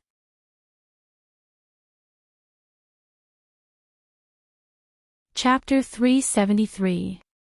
"Mr. Qin, can I give you a ride?" The man in front of him was Wang Junqing, who sat at the same table as Qin on the day Nyan entered the school. Perhaps it was because of his age, but Wang Junqing always gave off a mature and steady vibe. It was what people often referred to as manliness. When this kind of man smiled, even as a man, he could not help but be captivated by his charm and seriously think about every word he said. This was the charm of a mature man and had nothing to do with gender. If an analogy was to be made, a mature man was like a bottle of aged wine. The moment the bottle was opened, the fragrance was enough to attract everyone's attention. Obviously, Wang Junqing wanted to use this opportunity to talk to Qin. But unfortunately, after Qin heard him, he waved his hand and smiled. "No need, my house is nearby. It's faster to take the small road back." After that, Qin did not even give Wang Junqing a chance to speak again. He turned around and walked along the sidewalk. "Brother Wang, who is this guy? Since he's so shameless, why don't I just go and have a chat with him?" Zhao Ziyu was sitting in the driver's seat. After seeing Qin leave, he suddenly felt like he was insulted. He almost got out of the car to teach Qin a lesson. "Talk. How? Kidnap him and talk?" Wang Junqing coldly interrupted him. Hearing this, Zhao Ziyu suddenly became like a frosted eggplant and completely withered. It was not difficult to see that the two of them were not ordinary friends. Instead, it was more like a superior and subordinate relationship. "Didn't you always say that you have eyes and ears in Beijing? It's been more than a month, how come there is no reliable news at all? Didn't we already investigate to Zhonghai? We even found the household register for you. If you ask me, this guy is just a bumpkin. Brother Wang, why do you care so much about him? How can a bumpkin get a kid into this school? Wang Junqing casually asked a rhetorical question and directly made Zhao Ziyu speechless. Actually, thinking about it, it made sense. Even though it was just a small kindergarten, the water inside was deep. From the first day the children stepped into this kindergarten, regardless of their future academic performance, they would definitely follow the pre-planned path all the way forward. They would go through childhood, primary, junior, high, and finally plunge into the top schools in the country, such as Qing, Bei, Ren, Law, and so on. The only possible fork in the road was the choice between politics and business. Those in business could choose to study abroad, while those in politics had to stay in the country to further their studies. This was indeed the case. While the bumpkins were still warming up at the starting line, others were already drinking champagne and celebrating at the finish line. However, this was not to say that society was unfair. After all, ever since the fall of the Qing dynasty, whose ancestors were not farmers, other people had to go through at least 3 generations of accumulation before their children and grandchildren could enjoy the wealth they had today. Alright, let's leave it at that. I just thought that this person wasn't simple, so I wanted to make friends with him. Since she's unwilling, let's put this matter aside for now. Anyway, the child is still young. Let's see how it goes in the future. The car with the Beijing A license plate slowly drove away. At this time, Chen Shi, who had already walked more than 100 meters away, suddenly turned her head to look at the car. Her face revealed a thoughtful expression. Time passed day by day. It was so peaceful that there was not a trace of ripple. In the blink of an eye, another month passed. Today was November 1st. It was Halloween abroad and Little Singles' Day in China. The autumn air was refreshing, and the smell of osmanthus was wafting in the air. It was a good time to play. And from National Day until now, the only good news during this period was, Guyao's soul had finally stabilized and could move freely without the soul crystal. Although the soul could not speak, it could convey the emotions in her heart through the soul. Therefore, the moment Qin Shi released her, he sensed the true feelings in Guyao's heart. She was very happy. Happy from the bottom of her heart. At this time, Guyao finally regained a little bit of her humanity. Although her IQ was still slightly lower than that of ordinary people, at least she was no longer a ferocious ghost who lacked brains. In addition to this matter, something else happened that made Qin Shi quite depressed. That was, Nian Nian no longer called him Papa in a coquettish voice. Thinking about this, Qin Shi's heart immediately gave birth to 10,000 depression. That was because he always felt that the coquettish Papa sounded very intimate, but the clear Dad sounded more distant. Here, he had to mention the little guy's growth experience. Because Aunt Zhang was from Sichuan, the little guy grew up with her, and inevitably there was a little Sichuan flavor in his accent. The teachers in the kindergarten were all from Shangjing, so their pronunciation was naturally the most standard Mandarin pronunciation. For the teachers, a child's inaccurate pronunciation was a big problem. Therefore, when they were in school, they would always patiently correct the little guy's pronunciation. As time went by, of course, Papa was gone, and then only Dad was left. In this regard, Qin Shi simply had to suffer in silence. There was a feeling of unspeakable bitterness. Bitter. Really bitter. Fortunately, other than this bitter matter, there was nothing else to worry about during this period. Although Qin Ruoying's cultivation progress was still very slow, Qin Shi was not anxious because of this. This was because he believed that as long as the Adumbra flower was refined into a pill, Ying would definitely be able to use it to step into the diviner stage.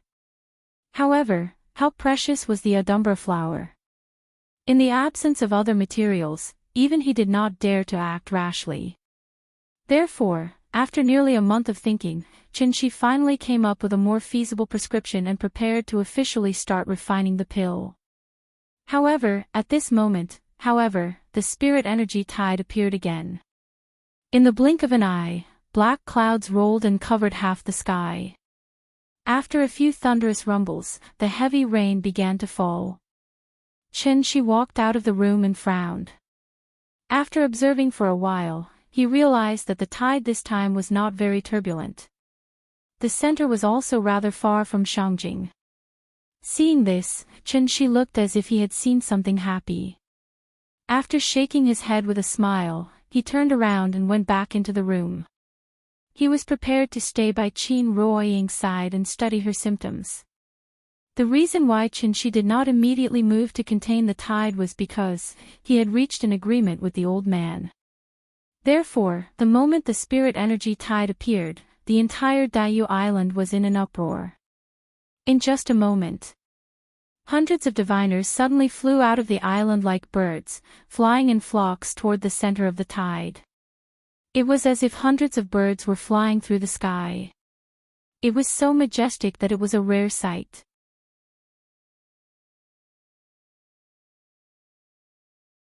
Chapter 374. The celestial beings were out hunting, patrolling the heavens. Ever since Emperor Qin burned the books and buried the scholars, such a grand event had not happened in the divine land for a long time. Daiyu Island's magical formation was activated. Over 300 celestial beings rushed valiantly toward the center of the tide, facing the rolling black clouds, flashing lightning, and rolling thunder. This moment was destined to be recorded in the annals of the Jiang clan. Because from this day on, the Jiang clan was no longer a clan of sinners abandoned by the divine ancestor. Under the leadership of the old ancestor, they would compose an epic that belonged to the Jiang clan in this divine great land that was once again filled with fatality. In fact, after the great ancestor made this decision, everyone knew what they were going to face. But at the same time, they also understood one thing, and that was, the strong often rose from humble beginnings. In front of the great world, the overall strength of Daiyu Island was as insignificant as an ant. It could be said that any divine general from the Heavenly Gate had the ability to massacre the entire Daiyu Island. After all, 300 celestial beings sounded like a lot, but they were only 300 pseudo-core immortal cultivators. They had not even truly condensed their gene dan. Of course, if these 300 celestial beings formed a formation and attacked and retreated together, even a divine general would not dare to face them head-on. However, this was only a theoretical concept. Because a divine general was not a wooden dummy. He only needed to employ guerrilla tactics. Through constant harassment, sneak attacks, and ambushes, how long would it take for him to kill 300 celestial beings? The gap between the two realms was simply too big. 1 against 100, 1 against 1,000. This was what an immortal cultivator should be capable of. If it had been in the past, the Jiang clan would definitely not have the delusion of going against the great world. They were just a lowly clan of sinners. When the spiritual energy was exhausted, they were like sand lizards wandering in the desert. They could only rely on eating maggots and rotten meat to sustain their lives. But suddenly, times had changed. With the continuous recovery of spiritual energy, the desert gradually became an oasis. Looking at the jackals, wolves, tigers, and leopards swarming toward the oasis, the sand lizards hesitated. Should they continue to live lowly, or should they stand up straight and fight the jackals, wolves, tigers, and leopards to protect the oasis that originally belonged to them? If he took a gamble, he might end up enraging the ferocious beast, and in the end, he would end up without a corpse. Then, he could continue to hide in the soil for the rest of his life, eating maggots and rotting meat, thank goodness. The Jiang clan still retained the last trace of bravery. So, even if they had to take the risk of their entire clan being annihilated, the Jiang clan still had to fight for that beautiful future under the lead of the old ancestor. Perhaps even the old ancestor didn't realize, their present conduct is a perfect reflection of the famous saying, natural selection, survival of the fittest. Compete with the heavens, compete with the earth, and compete with people. Competition was the unchanging truth in the hearts of the immortal cultivators. To Chen-Shi, defeating the spirit chi tide was just a small matter with a casual swing of his sword. But to the Jiang clan, this was a huge matter that could only be barely accomplished if they went all out. The center of the tide was not far from Daiyu Island. Under Jiang Yuankui's guidance, the Jiang clan celestials soon arrived at their destination. On a vast and boundless ocean. Because they moved quickly, they were fortunate enough to witness the occurrence of the heavenly anomaly. They saw a waterspout suddenly rising from the surface of the ocean. In just a short moment, the waterspout had already risen to the clouds and was tightly connected with the thunderclouds in the sky. From afar, the waterspout was like a pillar supporting the heavens and the earth by itself. Everyone was stunned. After all, this was the first time they witnessed a heavenly anomaly with their own eyes. In front of such a huge natural phenomenon, the 300+ people were simply as insignificant as a speck of dust. Boom! Boom!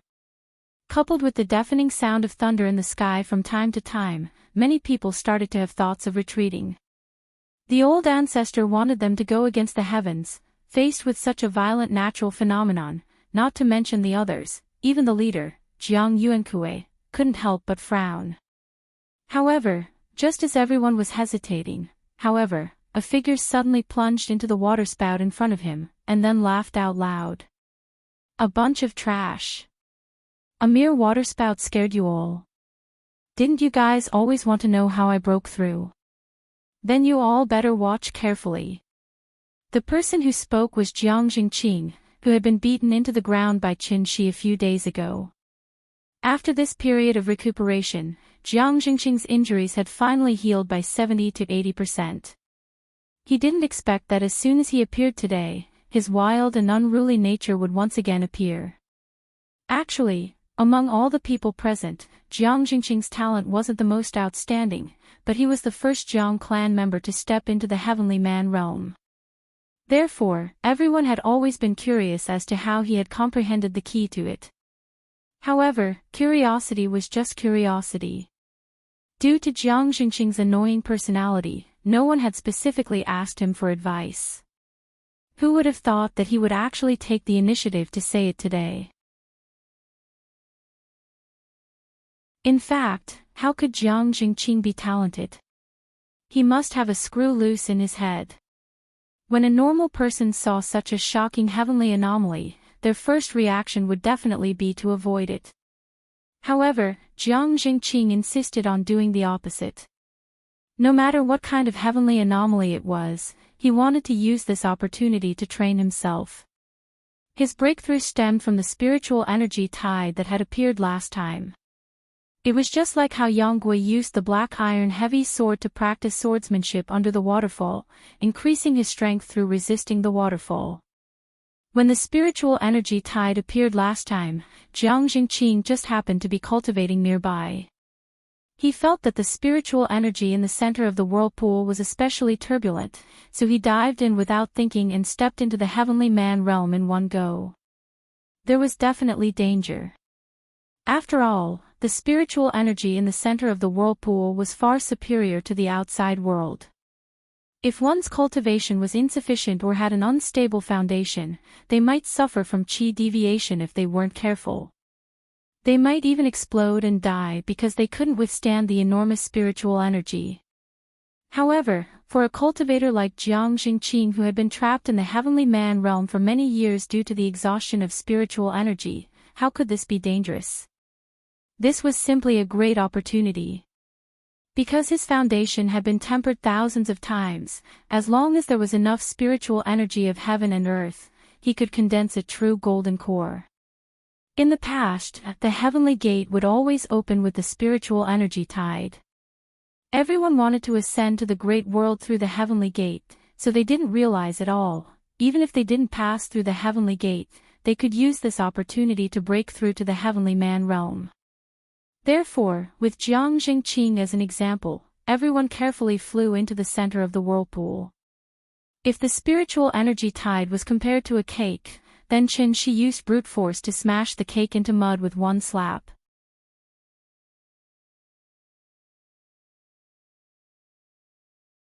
Chapter 375. Under Jiang Jingqing's lead, the Jiang clan celestials plunged into the world-shaking waterspout.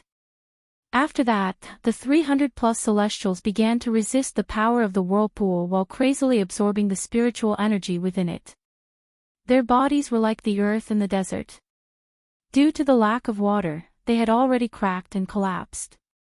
After the heaven and earth spirit chi surged like a flood, their bodies seemed to have turned from cracked earth into fertile fields.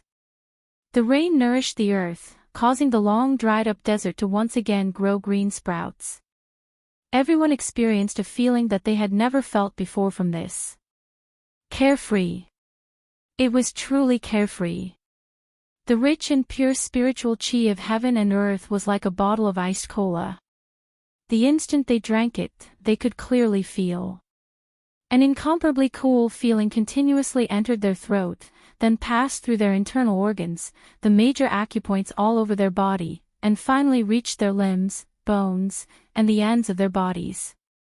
But regrettably, the tide of spiritual energy was not very strong to begin with. Thus, after the 300-plus celestials crazily devoured it like maggots, the waterspout shrank at a speed visible to the naked eye. About half an hour later, the originally incomparably thick waterspout turned into a thin line of water. Then, it suddenly stopped rotating. Like a water ball that had been punctured, it collapsed in midair with a loud bang. Seawater continued to sprinkle down from the sky. The spiritual energy that had lost its restraint surged in all directions. Waves came one after another. In just a short while, everything had returned to normal. Just like that. It's over. Jiang Yuankue sat cross-legged in midair. Even after the stormy waves had completely calmed down, he still had a feeling of endless aftertaste. One could not blame him for losing his composure. After all, this feeling was truly too refreshing. Too many people came today. There's not enough to share. Alright, that's it then. Go back and properly enter seclusion for a while. Carefully savor the subtleties of this. You should be able to break through to Celestial very soon. Seeing that everyone seemed to want to continue, Jiang Jingqing, who had experienced it before, couldn't help but laugh proudly. After laughing for a while, Jiang Jingqing suddenly realized a problem. Perhaps the old ancestor had already anticipated the crux of the matter. That was why he made such a big show of making an enemy out of Tiandu. The tidal wave had already receded. The Jiang clan's heavenly clansmen stood up and prepared to return to Daiyu Island.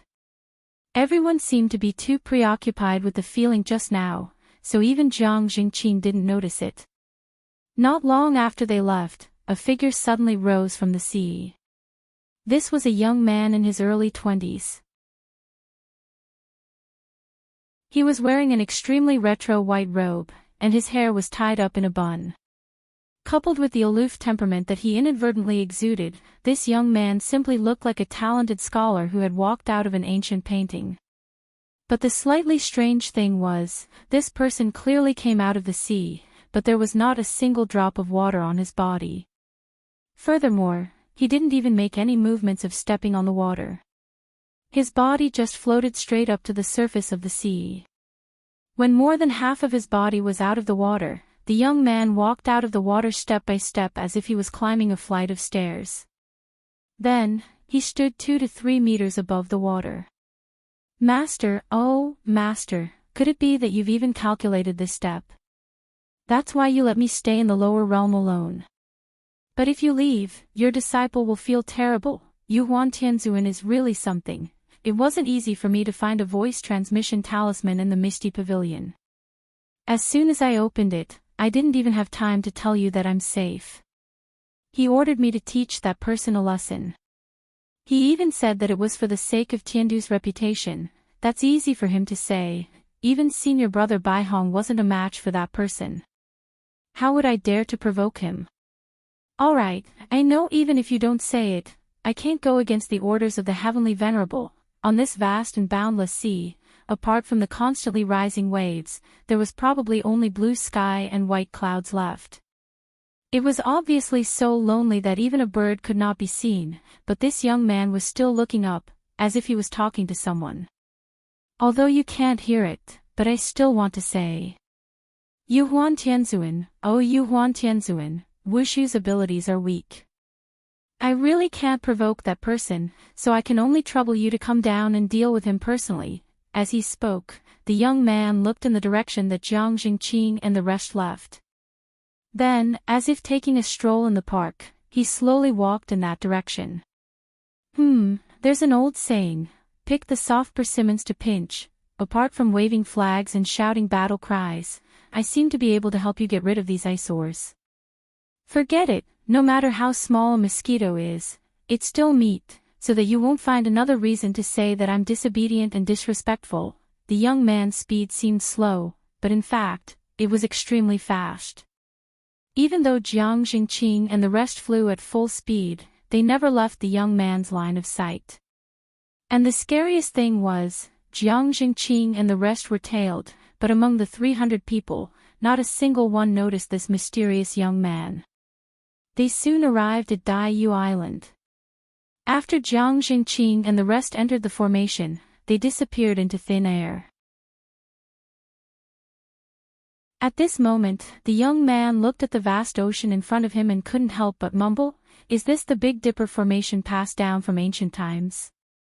No wonder I couldn't find the right place." As he spoke, the young man walked to the edge of the formation. Without seeing him do anything, a golden light screen appeared out of thin air. The young man stood outside the light screen and stretched his neck to look inside. Then, he walked in with a smile on his face. Then, Daiyu Island, which was like a paradise, was completely revealed in front of him. The young man had just arrived, so he couldn't find his way. He couldn't tell which island was the main one. Therefore, he went to the nearest island and strolled along the beach. After walking for a while, a group of children playing on the beach noticed him. The leader was a 17 or 18-year-old boy. The boy was quite alert. When he saw the young man's strange clothes, he frowned and called out to him. "Stop! Who are you?" Hearing that, the young man immediately stopped in his tracks. He first looked at the group of children in front of him, then smiled and replied, "Me? I'm Wushu. You wouldn't know me even if I told you, so I think I might as well not tell you. You're an outsider." The boy looked at him in shock. Not long ago, there was a muddled incident where an outsider suddenly climbed Qixia Peak. Therefore, Daiyu Island was under martial law recently. Therefore, when the boy came back to his senses, he immediately turned to his companion and said, "Little Six, go to the guard hall and tell them we found an outsider." "Tell them to," the boy didn't finish his sentence. Because, the young man suddenly attacked. He just waved his sleeve casually, and a huge force sent more than 10 children flying. After flying for more than 10 meters, the children fell heavily into the sea. No one knew if they were dead or alive. Note.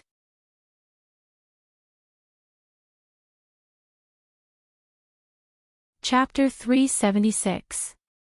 Even though he was facing a group of half-grown children, the man who called himself Wushu still attacked them. He did not seem to think that there was anything wrong with what he did. After sending the children flying into the sea, he even looked at the sea with disdain and muttered, "How rude." After that, he continued walking toward the depths of the island without looking back. As he went deeper into the island, he encountered more and more Jiang clan members along the way. However, regardless of whether they were male or female, old or young, Wushu would raise his sleeve and send them flying with a slap. The only thing worth rejoicing about was, judging from the state of these people after they fell, Wushu did not seem to have killed them. He only knocked them out. He did not walk very fast, but he walked straight toward the depths of the island. Therefore, he soon arrived at the square in the center of the island. This island was only one of the 17 sub-islands of Daiyu Island. The people on this island were also from the branch clan. Finally, after Wushu failed to knock everyone out with a slap, his actions had completely alarmed the entire Daiyu Island. The sudden sound of the enemy attack bell was like a muffled thunder that exploded in the sky above Daiyu Island.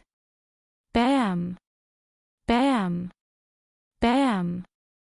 Jiang Jingqing and the others had just returned to Qixia Peak. At this moment, they were gathered together to discuss their experiences. After hearing the sound of the bell, one of the heavenly beings immediately stood up and said with a frown, "The forbidden bell of Shushan Island has rung. I'll go back and take a look first." After saying that, the ancestor of the branch clan, Jiang Diheo, rushed out of the ancestral hall and flew towards Shushan Island. After he left, Jiang Yuankue looked at the others with a puzzled expression and asked, "Mr. Qin has already reached an agreement with the ancestor. I don't think he'll be an enemy of the Jiang clan anymore, but other than him, who else in the world would dare to cause trouble on Daiyu Island now?" Jiang Yuankue slowly scanned the entire place. However, everyone seemed to still be reminiscing about the spirit tide just now. Therefore, many of them even had faint smiles on their faces. However, they could not be blamed for being arrogant. After all, this was the most powerful time in the past 1,000 years for the Jiang clan. More than 300 celestials. The last time Qinshi came to cause trouble, everyone was still in seclusion on Heron Island, so even Qinshi had not truly seen the Jiang clan's foundation. Now that everyone had just returned from the spirit chi tide, all the celestials were gathered at Serene Afterglow Peak, but there were still some ignorant fellows who dared to jump out and cause trouble. Isn't this the same as hanging an old man? Is he tired of living? Therefore, when Jiang Diheo got up and went to Shushan Island, the others completely forgot about this matter and continued to talk about the topic of cultivation in 2s and 3s. Because in everyone's mind, Jiang Diheo alone was enough to suppress all the unbridled troublemakers. Shushan Island was only a few kilometers away from the main island. Jiang Diheo soon arrived above Shushan Island and saw the troublemaker. But that person didn't have any intention of hiding at all. He just stood in the middle of the square and slightly raised his head to look at him. Seeing this, Jiang Diheo immediately flew into a rage and scolded sternly, "Which child dares to cause trouble on my Daiyu Island? Why aren't you surrendering now? Perhaps this old man can still spare your life." After saying that, Jiang Diheo flew directly toward that person, ready to take him down and slowly interrogate him. At this time, Wushu, who had been standing in the middle of the square in a daze, finally seemed to have seen something interesting. He couldn't help but mutter to himself, "I've been holding back for so long, and now I can finally move my muscles and bones." While muttering, Wushu raised his right hand. Then, a small yellow flag suddenly appeared in his hand. If one ignored the workmanship of the flag and the exquisite and complicated patterns on the flag, he really looked like a member of an elderly tour group, which was simply too low. Jiang Diheo didn't know why Wushu suddenly had a small flag in his hand, and he only thought that this young man was playing a trick. That was because he didn't know that there was actually a magic treasure in this world, called Sumru Mustard Bag.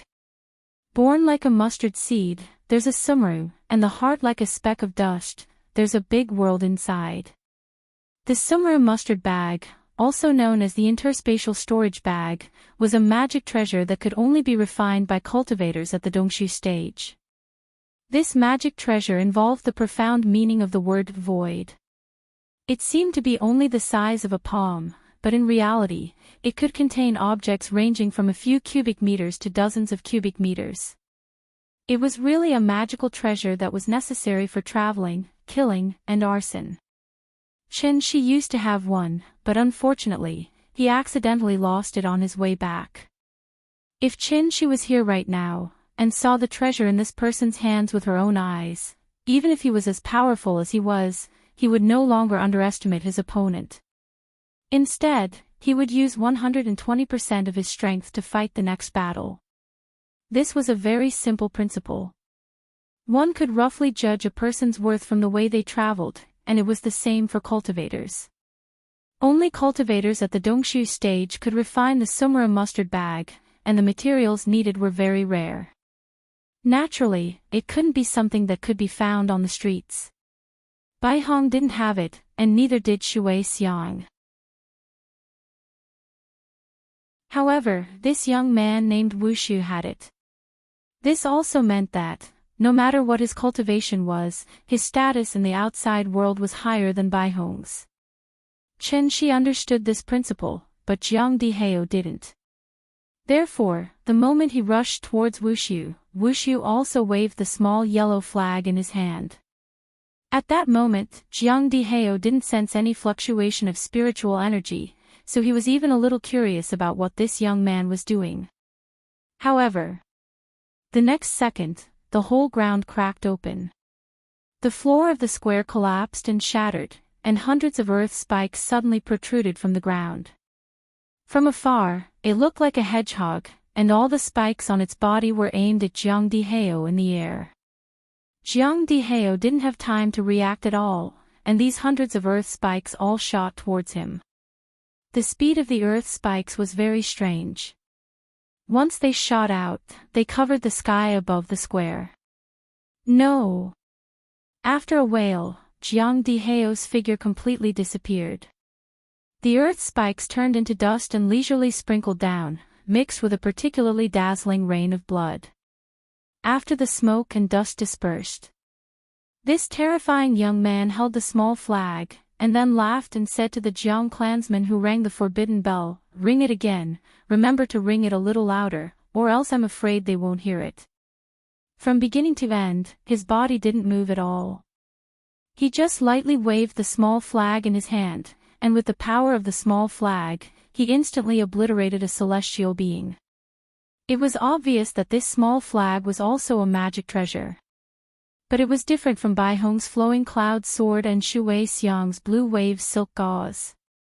The small flag in Wu Shu's hand had once appeared in the legends of Hua Xia, and it had a well-known name, namely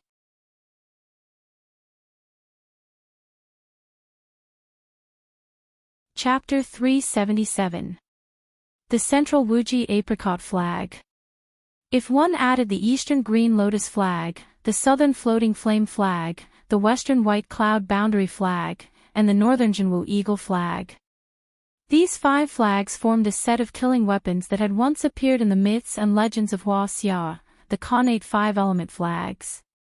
Ever since Chen Shi learned about the deeds of the ancient cultivators from the old man, he had a basic understanding of these myths and legends, and that was, these myths and legends were more or less based on evidence, so their reputation had been passed down from ancient times until now.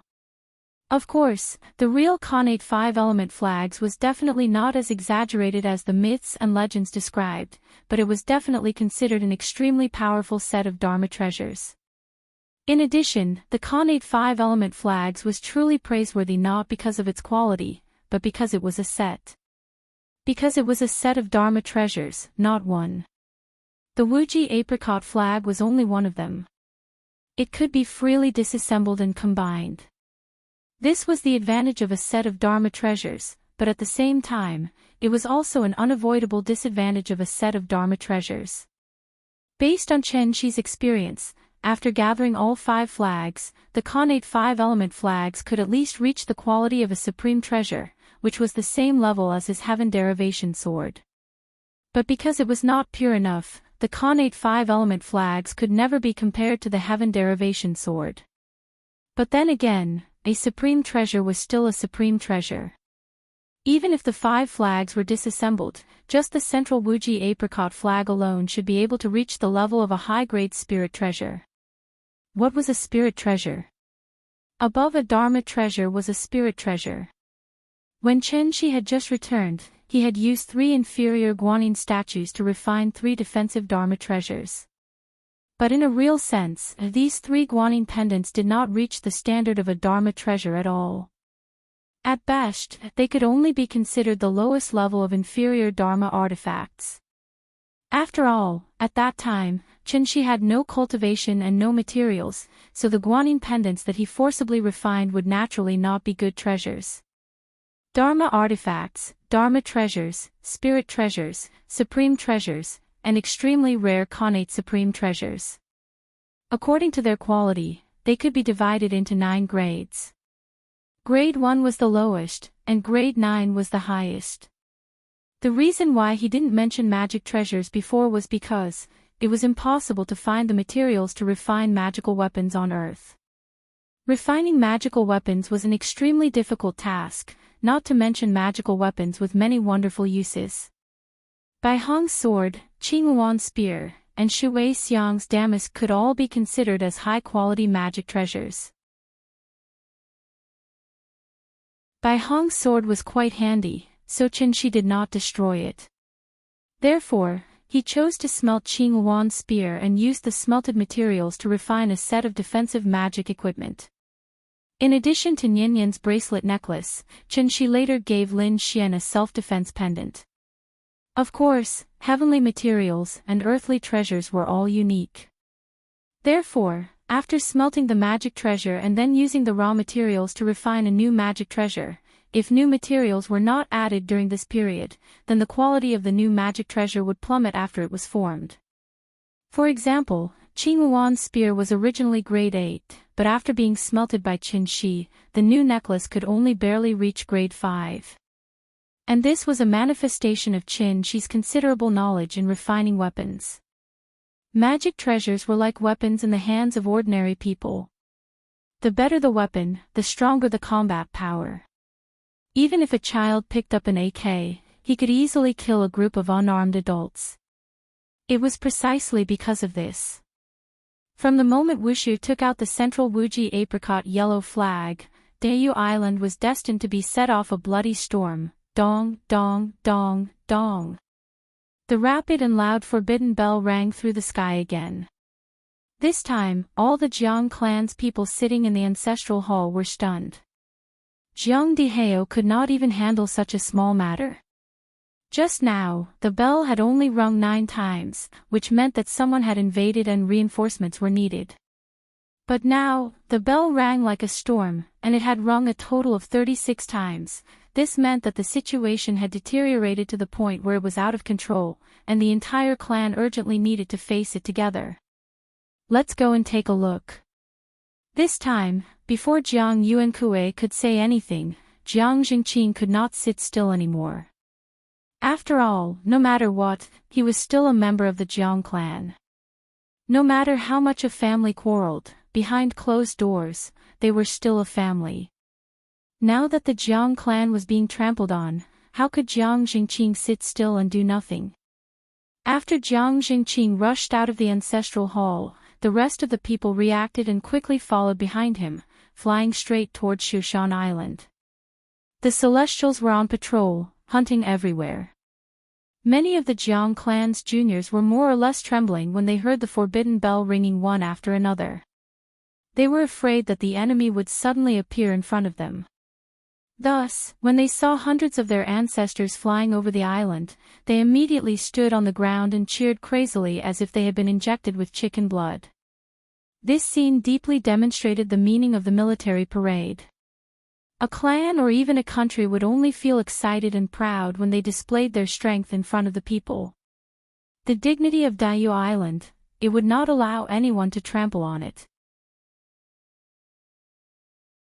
Jiang Jingqing's speed was very fast, and he almost instantly arrived above Shushan Island. The young man was still standing in the same place, looking up at the sky. Only Jiang Diheo was nowhere to be seen. But how sharp was Jiang Jingqing's sense of smell? When he sensed that there was still a trace of blood in the air, Jiang Jingqing was about to explode in anger. Obviously, Jiang Diheo had died in the hands of this person, so the 36 forbidden bells were rung on Shushan Island. TSK. Arrogant brat, die. Unlike the last time when he fought with Qin Shi, Jiang Jingqing underestimated his opponent and did not even have the chance to show half of his strength before he was smashed into the ground by Qin Shi. This time, in a fit of rage, Jiang Jingqing really showed his full strength.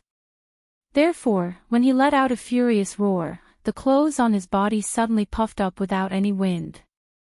His head of black hair also swayed crazily, as if he was in the eye of the storm. Surging true core energy gathered in his palms, and Jiang Jingqing's hands suddenly became like two searchlights, exceptionally bright. Then, he slapped his palm toward the young man on the ground from afar. True 6 trigrams formula, mountain breaking all. A ray of golden energy suddenly shot out from his palm, as if it was the Buddha's palm. At this moment, Wu Xiu, who had been standing on the ground, looked as if he had seen something new. He squinted his eyes slightly, and then waved the yellow flag in his hand. When the yellow flag was waved, the ground shook. 2 extremely thick mud pillars suddenly emerged from the ground, and then turned into 2 extremely thick arms. From bottom to top, they directly rushed toward Jiang Jingqing in the sky. Jiang Jingqing did not expect this young man's cultivation level to be so high. The mountain breaking all that he had used all his strength only shattered a corner of the mud pillars, and did not even slow down the opponent's attack. The 2 mud pillars were like the arms of a giant, hard and flexible at the same time.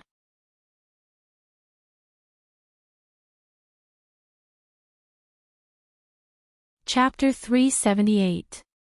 It was hard to describe what it was like. It was just a pile of soil mixed with sand and stones, but it was like a living creature that could move freely and pounce on its prey. Jiang Jingqing was obviously playing the role of the prey. The mud pillars emerged from the ground and shot into the sky like poisonous snakes pouncing on their prey. They were incredibly fast. The strength of the mud pillars surprised Jiang Jingqing. While he was in a daze, the mud pillars had already reached him. After Jiang Jingqing reacted, he immediately retreated into the sky.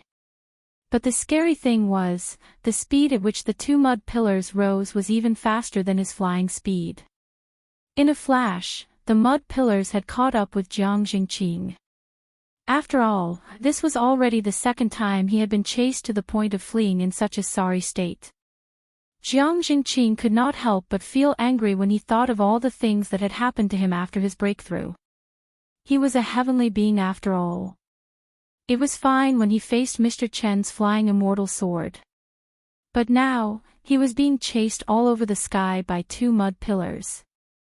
Did they really think that he was a heavenly being and a paper tiger? Jiang Jingqing decided not to dodge anymore. He was ready to take the attack head-on. In an instant, Jiang Jingqing was like a god descending to earth. The golden light around him shone brightly, almost illuminating half of Shushan Island. 6 trigram calming mind, concealment of spirit and qi. The moment the protective shield appeared, 2 mud pillars, one on the left and one on the right, smashed into Jiang Jingqing's body. Bang! A loud noise reverberated in the sky above Daiyu Island. The surging true core dispersed in all directions due to the violent collision, causing a strong gust of wind to blow across Shushan Island. Wushu stood calmly on the ground and looked up at the situation from afar. He could not help but smile faintly. They were too weak. He did not even need to do anything. The power of the Wuji apricot yellow flag alone was enough to massacre the entire Daiyu Island. Wushu thought about whether he should speed up as he turned to look at the heavenly beings of the Jiang clan. But just as he was about to wave the apricot yellow flag again, Jiang Jingqing's slightly hurried roar suddenly rang out. This kid's Dharma treasure is too powerful. Retreat, retreat, retreat. It wasn't difficult to discern that his voice clearly carried a trace of shock and terror. Obviously, he was terrified by the might of the Wuji apricot yellow flag. Jiang Jingqing had quite a bit of prestige in the clan. After hearing his incessantly trembling shout, the Jiang clan celestials naturally did not dare to rashly advance. They could only hurriedly retreat several miles. At this time, Jiang Jingqing turned into a stream of light and flew out of the square, rushing back to the crowd. If it wasn't for the ancestor bestowing me with a protective magic treasure a few days ago, I'm afraid I would have been dead by now. After Jiang Jingqing safely returned to Jiang Yuankue's side, he panted heavily and said to Jiang Yuankue, As he spoke, Jiang Jingqing even passed a jade pendant to Jiang Yuankue. This jade pendant was a protective magic treasure passed down from ancient times. If Jiang Yan hadn't been the first to break through to the celestial being realm, the old ancestor Jiang Yan wouldn't have given him this jade pendant. But now, he hadn't even warmed up the jade pendant when 4 or 5 extremely clear cracks appeared on it. Clearly, it was on the verge of breaking apart. The might of a single attack was actually so terrifying. At this time, if Jiang Yuankue still didn't understand the seriousness of the matter, then he would truly be the clan chief for nothing. Therefore, after exchanging a glance with Jiang Jingqing, Jiang Yuankue abruptly raised his right hand and shouted, "The enemy is here. Everyone, please form the yin-yang 6 directions formation with me." After saying that, the Jiang clan celestials immediately formed groups of 6 and surrounded Shushan Island Square in all directions. Over 300 celestials. How magnificent of a scene would that be? But Wushu acted as if he was watching a monkey show. Even though he was surrounded, there was still a faint smile on his face. When the golden light of the serene afterglow peak soared into the clouds and the heavenly stars formation was completely activated, Wushu slowly flew into the air under the gazes of the crowd. At this moment, the entire crowd was silent. Jiang Yuankue did not say anything. While everyone was waiting in formation, they were also silently examining the mysterious young man in front of them. Finally, Wushu was the first to speak, breaking the silence. "I am the Divine General of Tiandu, Wushu. Under the orders of Yuhuan Tianzuan, I have specially come to condemn you all." No one answered him. Because when they heard the 2 words Tiandu, all kinds of complicated expressions appeared on their faces. Wushu was not in a hurry to continue speaking. He only slowly swept his gaze over the crowd. But those who were swept by his gaze involuntarily lowered their heads, not daring to look at him. At this moment, Wushu was simply like Kangxi in disguise. When he announced his name, everyone was stunned by his identity. Tiandu. For the Jiang clan's clansmen, that was a distant place, a place that they yearned for day and night. But now, under the lead of their ancestor, they took the initiative to go against Tiandu. Wasn't this a rebellion? You are merely descendants of sinners, but the divine ancestor thought of the bitter cold of the lower realm, so he spared you all and allowed you to ascend to the upper realm. In the blink of an eye, the divine ancestor has already passed away. You all do not know how to cherish the divine ancestor's kindness.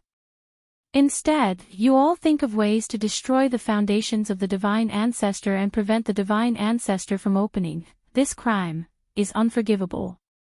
When Wushu was alone, he would always talk nonsense like a crazy person. That was why their teacher always said that he would not grow up and was far from Baihong. But when he was serious, his body would erupt with a powerful aura that was enough to suffocate people. He just silently floated in the air. Every word he said was like a heavy hammer, smashing into everyone's chest.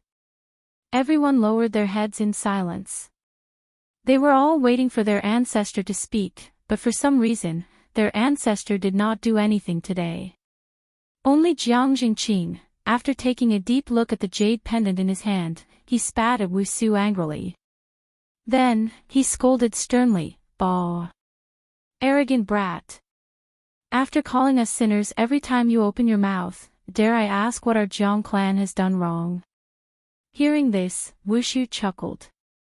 Just as he was about to reply, Jiang Jingqing continued, "Don't talk to me about the upper and lower realms.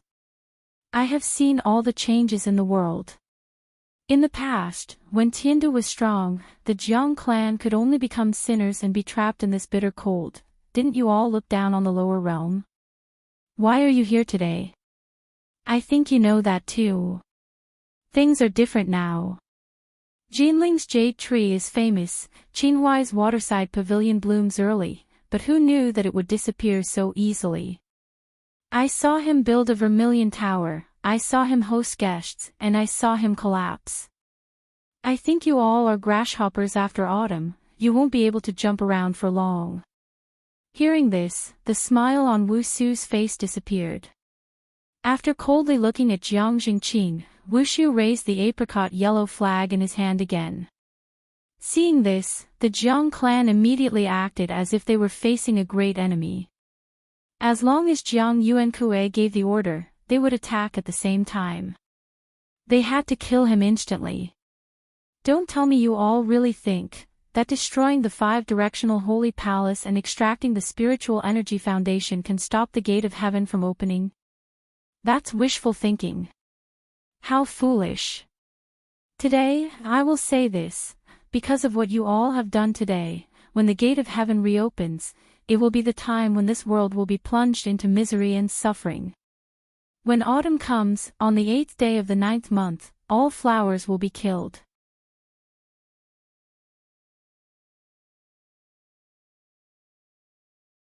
Chapter 379. Shushan Island was in a mess. 300 celestial beings stood in formation. Everyone stared at the young man in the sky above the square from afar. Divine General. After hearing his last sentence, Jiang Jingqing knew that he couldn't let him continue. There was no point in saying more. If a random Divine General was enough to make everyone cower in fear, wouldn't the Jiang clan go for wool and come home shorn? Therefore, Jiang Jingqing hesitated for a while. Then, a fierce look flashed across his face. He walked past Jiang Yuankue and ordered everyone, formation. In that instant, the mountains rumbled, the valleys responded, and the wind blew. Dust swirled, and flags fluttered. How magnificent was the sight of 300 celestial beings. No matter how arrogant Wuxu was, facing such a large number of enemies, he had to be on full alert. For the first time, his body showed signs of true yuan fluctuation. Attack! Jiang Jingqing didn't give Wuxu too much time to prepare. After giving the order, he ordered everyone to attack with all their might. The surging Jin Yuan gushed toward Wuxu like a torrential flood. Seeing this, Wuxu did not have any intention of running away. Because at this moment, he was the Divine General of Tiandu. He represented Tiandu to punish the sinners. If he ran away, where would Tiandu's face be? He could not back down from this battle. Come on, let me take a look. What gave you the courage to go against Tiandu? Wuxu was so angry that his hair and beard fluttered. He roared into the sky. The yellow flag in his hand was like a balloon. It expanded at a speed visible to the naked eye. At the same time, he quickly took out a pill from his sumra mustard seed bag and stuffed it into his mouth. Xianyang's snow-melting pill. This pill was a 9th-grade spirit pill. Its effect was that when a cultivator burned their essence blood, the effect of the essence blood would be greatly enhanced. This would allow the cultivator to explode with power far greater than before. The 9th-grade Central Wuji apricot yellow flag in one hand and the 9th-grade Xianyang snow-melting pill in the other. Wuxu's combat power was not inferior to Qin Shi's. Therefore, just as the Jiang clan's attack was about to arrive, the yellow flag in Wuxu's hand exploded with a dazzling yellow light. The light was so bright that it almost dyed the entire sky. The 5-direction flags, Earth is supreme. Heaven Empress Earth, Heaven Empress, Heaven pure will not fail. With a wave of the flag, the entire earth trembled. Countless mud pillars suddenly extended from the ground and turned into a huge mud wall, surrounding Wuxu. The attacks of the Jiang clan celestials all landed on the earth wall. Boom! Boom! Boom! Boom! Boom! Dust flew everywhere, and sand and gravel flew everywhere. Huge explosions sounded in the sky above Shushan Island one after another. That scene, it was like an air raid during World War II. The rumbling did not stop for even a moment. In truth, Jiang Jingqing was well aware that the other party's strength far surpassed his own. Therefore, if they did not make use of their numerical advantage, they would have no hope at all. Therefore, after the first round of attacks, Jiang Jingqing didn't wait for everyone to catch their breath before he roared fiercely, "Don't stop. Beat him up. Even if we have to destroy Shushan Island today, we must bury this bastard here. Jiang family, prosper without decline." At this moment, the ancestral 6-trigram incantation of the Jiang clan could be considered to have completely bloomed. They were the origin of the necromancers and also the masters of the Tao of sorcery. Therefore, all kinds of 5 elemental sorcery were like a storm, smashing towards the center of the square. One round after another, as if there would never be a day of rest. Finally, some people had to stop temporarily because they had used up too much energy. However, they stopped in the air and gasped for breath. Because Jiang Jingqing was a level higher than everyone else, when everyone had no choice but to stop, he was still crazily attacking the center of the square. The dust raised by the explosions blocked everyone's sight. From afar, the entire sky above Shushan Island was filled with a layer of dust, as if a sandstorm was coming. Second granduncle, stop. Seeing Jiang Jingqing continuously attacking like a madman, Jiang Yuankue quickly reached out to stop him. Although Jiang Yuankue did not want to believe that this person would be so stupid as to stand in the center and let them attack as they wished. But the truth was right in front of him, there were no signs of true essence fluctuations in the air above the square. However, out of caution, Jiang Yuankue did not immediately go forward to check the situation. Instead, he continued to wait patiently outside. Under Jiang Yuankue's persuasion, Jiang Jingqing finally stopped. However, after he took 2 deep breaths, he frowned and said with a serious face, "Yuankue, I think something is wrong," as expected. Before Jiang Jingqing finished speaking, a burst of bright light suddenly exploded in the center of the square. Immediately after, Wushu's voice was heard again. "You guys, is that all you've got?" Suddenly, a gust of wind came from nowhere.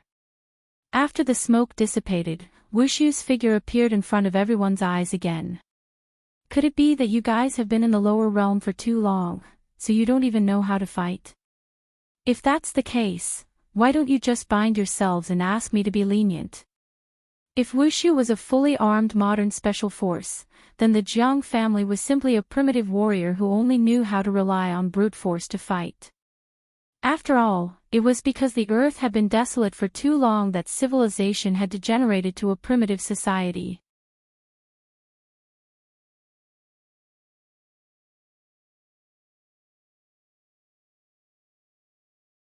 Chapter 380.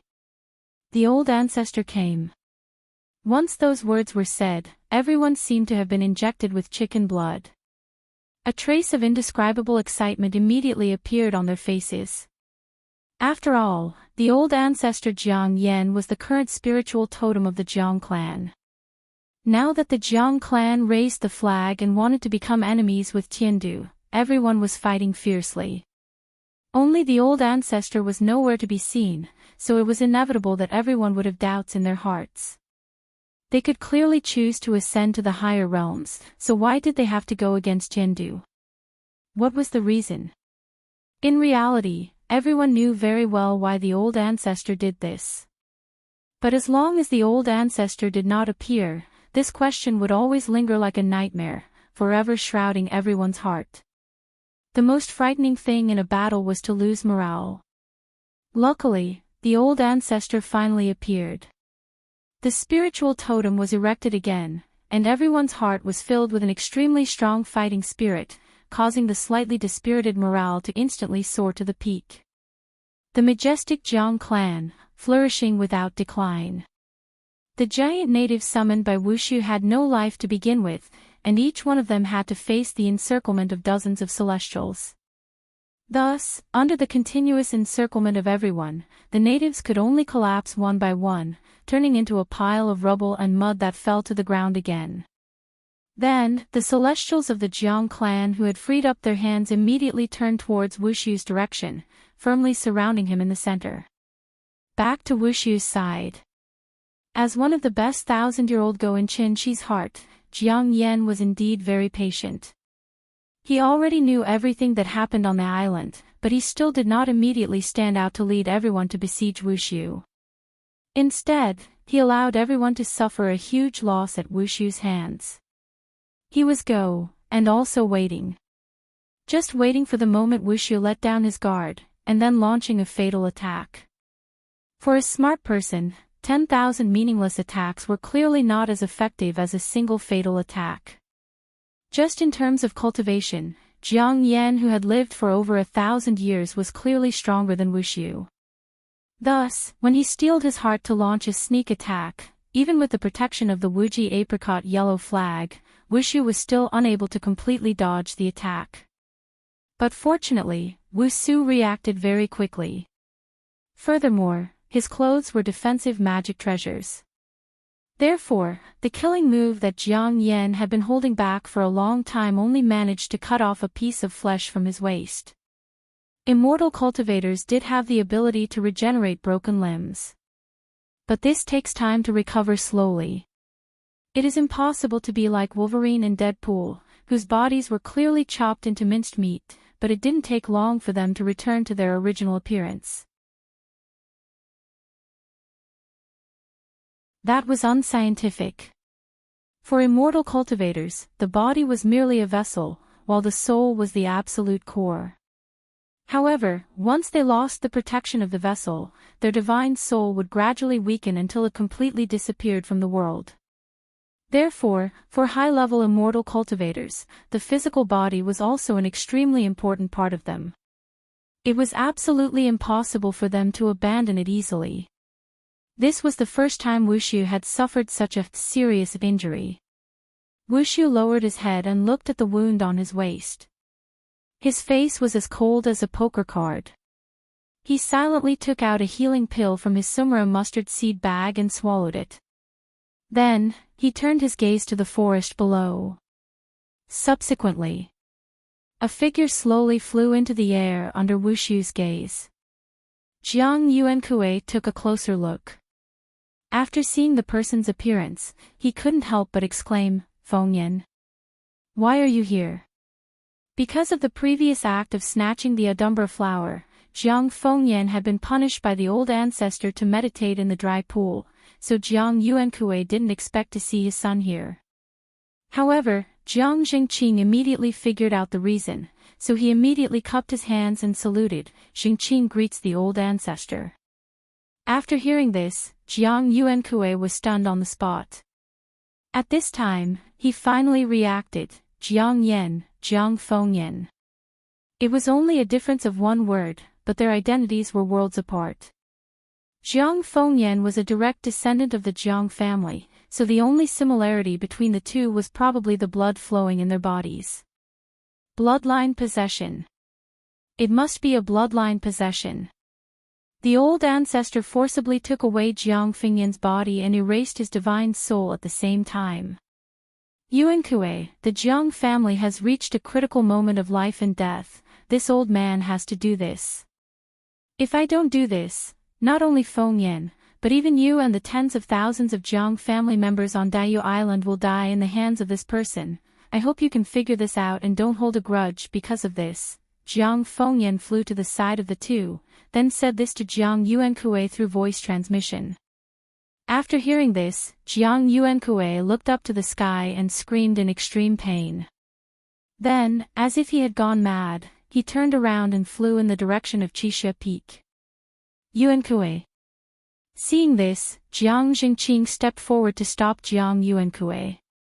However, before he could turn around, Jiang Fengyan directly called out to him. "Jingqing, the enemy is right in front of us, don't be distracted. After this matter, I will explain to him. I only hope that Yuankue can understand my painstaking efforts." Since the old ancestor had said so, Jiang Jingqing naturally couldn't say anything more, so he could only nod and respond, "Yes." The three of them seemed to have said a lot, but in fact, they used the secret method of voice transmission. Therefore, From Wushu's injury to Jiang Fengyan's appearance, only a few breaths had passed.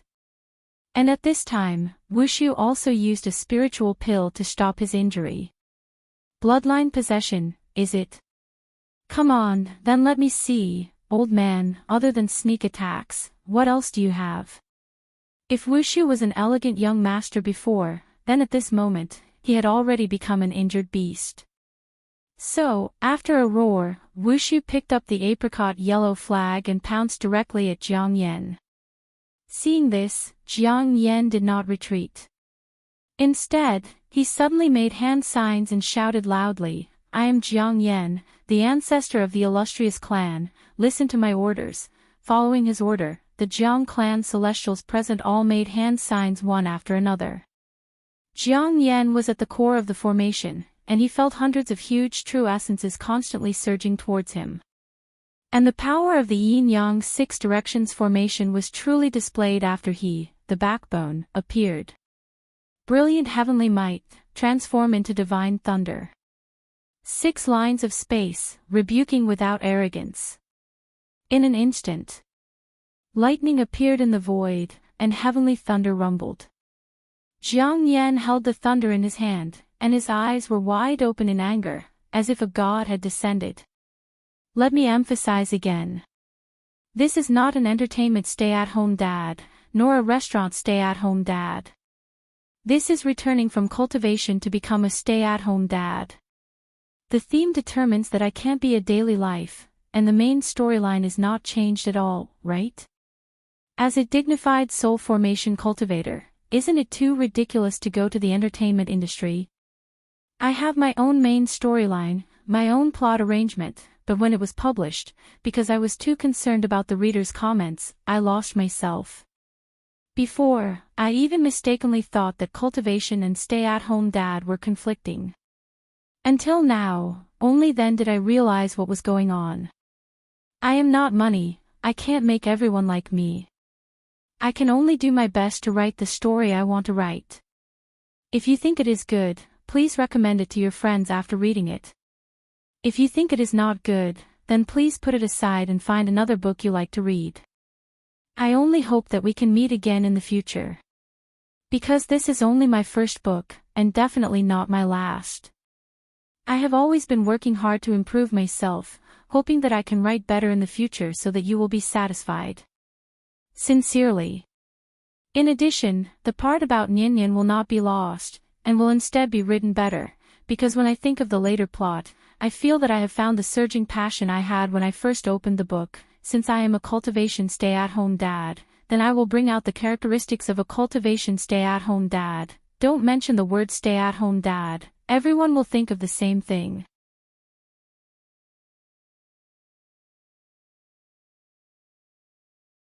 Chapter 381. Yin and Yang, 5 elements, 6 lines, 8 trigrams. The 5 elements reinforced and restrained each other. The 5 elements did not simply refer to the 5 elements of metal, wood, water, fire, and earth. It referred to a cultivator's basic understanding of the laws of heaven and earth. Only by understanding the 5 elements, yin and yang, could one officially step into the door of immortality. Among the 5 elements, thunder represented the Zhen trigram, which was wood. Even a blind man could see that Wushu's cultivation method was based on earth. Therefore, Jiang Yan did not even need to think too much, and directly took out the Jiang clan's trump card, 9 Heavens Thunder Technique. At that moment, Jiang Yan, who held the thunder in his hand, was so powerful that it almost completely suppressed Wushu's limelight. Seeing this, Wushu's face suddenly revealed a trace of a sinister smile. Without hesitation, he took out another magic treasure from his Sumra mustard seed bag, White Bone's soul summoning banner. Then, with the flag in his right hand and the banner in his left hand, he continued to rush in the direction of Jiang Yan. It had to be mentioned here, there was actually a difference between a banner and a flag. A flag was hung horizontally like a national flag, while a banner was hung vertically. Horizontal as a flag, vertical as a banner. There seemed to be no difference between the two, but in reality, there was a big difference. That was because the flag was yang, and the banner was yin. Therefore, the moment Wushu took out the white bone soul summoning banner, a black gas suddenly surged out from his body, as if thousands of vengeful spirits were flowing within. With one hand, the apricot yellow flag was mighty and righteous. With the other, the white bone soul summoning banner was awe-inspiring. Since Jiang Yan wanted to use the 5 elements to restrain him, then he might as well combine yin and yang, and directly surpass the 5 elements. Under the contrast of one good and one evil, one yin and one yang. Wushu was like a combination of gods and demons, brazenly facing the 9 heavens thunder in Jiang Yan's hands. A battle between Yuanying and Yang. Thunder against yin and yang earth. This battle was so exciting that it could be said to be a once-in-a-lifetime event. However, just as Shushan Island was collapsing and the sky was darkening, Jiang Jingqing's figure quietly appeared on Qixia Peak. As the Jiang clan's only celestial being, he did not follow the old ancestor to face the great enemy together.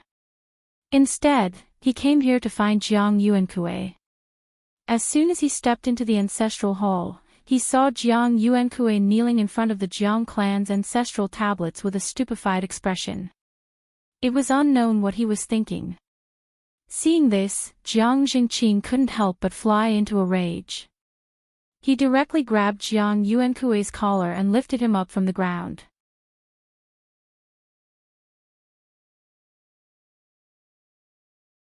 That was because, after all, the blood of the Jiang clan still flowed in his body.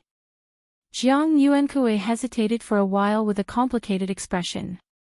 In the end, he still could not cut off the fetters that originated from the depths of his bloodline. He turned around and walked toward the back of the ancestral temple. From the perspective of communication technology, modern technology had indeed surpassed immortal cultivation techniques. Jiang Yuankue was only a diviner. Therefore, if he wanted to instantly contact Qin Shi on the other side of the world, other than a phone call, Jiang Yuankue really could not think of any other way. Fortunately, Qin Shi had left his phone number before. Otherwise, Jiang Yuankue really would not be able to call the heavens or the earth. When the phone rang, Qin Shi was busy in the courtyard counting the medicinal ingredients.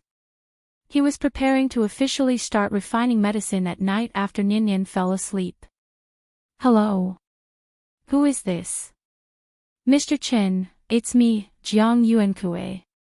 As soon as the call connected, Jiang Yuankue's slightly hoarse voice sounded from the other end of the phone. Hearing this, Qin Shi immediately raised his eyebrows. After glancing at the Adumbra flower, he prepared to smile and say a few words of courtesy to Jiang Yuankue. However, before he could speak, Jiang Yuankue anxiously said, "The Jiang clan is in danger. Sir, please lend us a hand." Then, Jiang Yuankue quickly recounted the situation on Daiyu Island. After hearing this, Qin Shi's face showed a hint of surprise. If they did not use an atomic bomb, even if the entire Wu Lian came out, they would not be able to do anything to the Jiang clan. He had already killed 1 heavenly general and captured 3 alive. Why was the 5th one so powerful all of a sudden? It was not that Qin Shi looked down on Bai Hong. The main reason was that the old man from the Jiang clan was too cunning. Therefore, Qin Shi did not think that the heavenly general would be able to gain any advantage from the old man. Looking at the situation now, the Jiang clan seemed to be unable to hold on any longer. Was that why they were asking him for help? Alright, you guys hold on.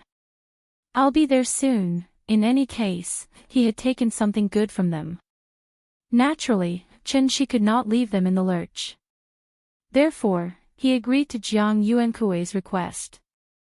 He wanted to take this opportunity to see for himself.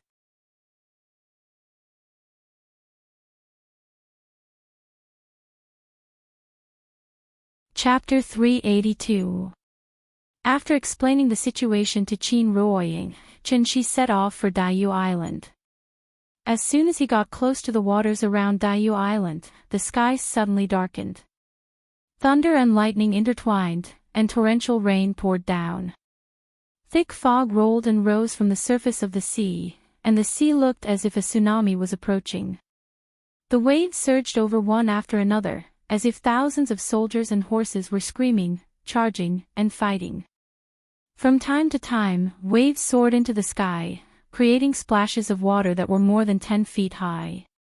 It was a spectacular sight that could not be described with words. Because the Jiang family had activated the protective array, even Chen Shi could not see what was going on inside. When he forcibly broke open a crack in the array and was about to enter, a surging and violent wave of spirit chi suddenly surged out from the crack. Chen Shi only sensed it briefly, but he frowned on the spot. This was the remnant aura after the great battle. At the same time, there were two distinct waves of true origin in this aura. This meant that the battle had reached its climax, and both parties did not even bother to restrain themselves. That was why so much spirit chi had leaked out. Chen Shi could only hope that the old man could hold on for a while longer. After all, he was not here to collect the Jiang family's corpse. Thinking of this, Chen Shi couldn't help but speed up his movements. With a flash, his entire person directly entered the grand formation. As soon as he entered the array, he saw a field of wildfire, thick smoke, and dilapidated walls. Diyu Island, where was the beautiful and spectacular sight that Chen Shi had seen when he first came here? Shushan Island, which was located at the westernmost tip of Diyu Island, had half a mountain cut off. Many Jiang family members who were lucky enough to survive could only hold on to broken logs and cry in the sea. The island was shattered, and the mountain was flattened. The wildfire lit up the forest, and thick smoke filled the sky. The 17 islands of Diyu Island, there were only 1 or 2 that had not been affected by the great battle. It could be said that heaven and earth had lost their color, and all living things were crying out in grief. It was a scene of misery and suffering. Rumble. Rumble. The battle was not over yet. Every time Wushu and Jiang Yan clashed, the shock waves produced by the collision of their Jin Yuan would instantly destroy everything around them. Thunder continued to rumble, and the earth trembled violently. This scene was very similar to the carpet bombing tactics of World War II. Thus, compared to the Jiang clan's people in the sky, the Jiang clan's people with shallow cultivations below were the ones who were truly living in fear. They would never know when the next wave of attacks would befall them. They watched as their loved ones fell one after another in the aftermath of the great battle, or were directly smashed into meat paste by the dissipating true essence. The pitiful Jiang clansmen could only hug each other and cry bitterly. The Celestials couldn't protect them, and the old ancestor couldn't save them. Who else could save them? Blood flowed like a river and corpses piled up into mountains. Tens of thousands of people were in grief, their wails shaking the heavens. Looking at the tragic scenes in front of him, Chen Shi, who was used to living in a civilized society, felt a little uncomfortable for a moment. Although he had only returned for a little over a year, he felt that he had been away from that cruel world for far too long. Until this moment, he finally found the feeling he had back then. The battle between Yuanying was indeed more terrifying than he had imagined. Both of them were experts. Experts naturally didn't need to be compassionate, nor did they need to be overcautious. However, looking at the grief-stricken mortals below, combined with what he had seen and heard during this period of time, Chen Shi couldn't help but have a question in his mind. Strength and weakness were relative. Compared to humans, ants were extremely insignificant. But compared to immortal cultivators, what was the difference between an ordinary person and an ant? At this moment, Chen Shi suddenly had an epiphany and completely forgot where he was. He actually fell into deep thought just like that. Strength was divided into strong and weak. All living things were equal. Even if they were as insignificant as ants, as a life between heaven and earth, they should receive the least amount of respect. In front of humans, ants were insignificant. But in front of planets like Tianxian or Earth, weren't humans also insignificant and insignificant? Any wave of tides was enough to affect all life on this planet. The dinosaurs were extinct. The ancient immortal cultivators were lucky enough to escape. In front of heaven and earth, all living things were equal. Whether it was the auntie selling vegetables on the street or him, the divine Lord of Dawn, what was the difference between the two in essence? Cultivation was a kind of detachment. In that case, what level of cultivation did he have to reach before he could be considered an absolute expert? Chen-Shi floated quietly in midair. Suddenly, his heart trembled violently. Immediately after, a feeling of enlightenment rushed into Chen-Shi's heart. Through the accumulated tribulations of the mystifying scripture, he was enlightened in an instant. Understanding one's heart and seeing one's nature. Enlightenment. He hadn't had this feeling for a long time. Under such circumstances, under such conditions, he could actually have an epiphany. One had to know that epiphany was a very mysterious thing. It had nothing to do with cultivation, but it was extremely important and would be of great help to cultivation. Although he didn't comprehend the true essence of the word void, for Chen-Shi, this was already a great blessing. He even had a vague feeling that he might not be far from the insightful emptiness realm. Just one more step, as long as he understood the word void, he would be able to step into the insightful emptiness realm. Thinking of this, Chen-Shi couldn't help but be overjoyed. He subconsciously raised his head to the sky and let out a long howl.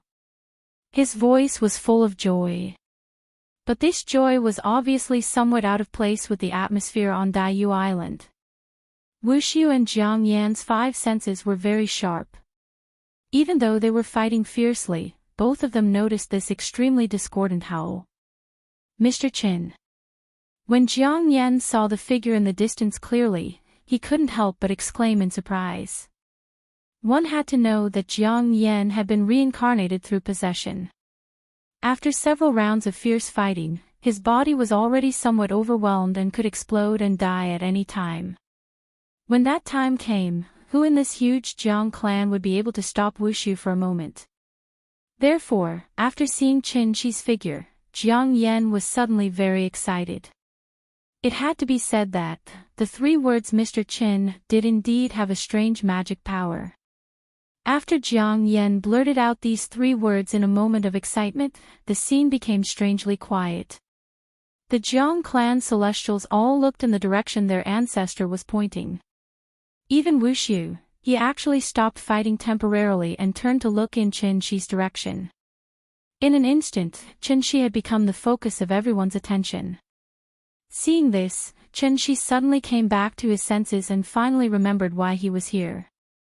Sorry, I'm late.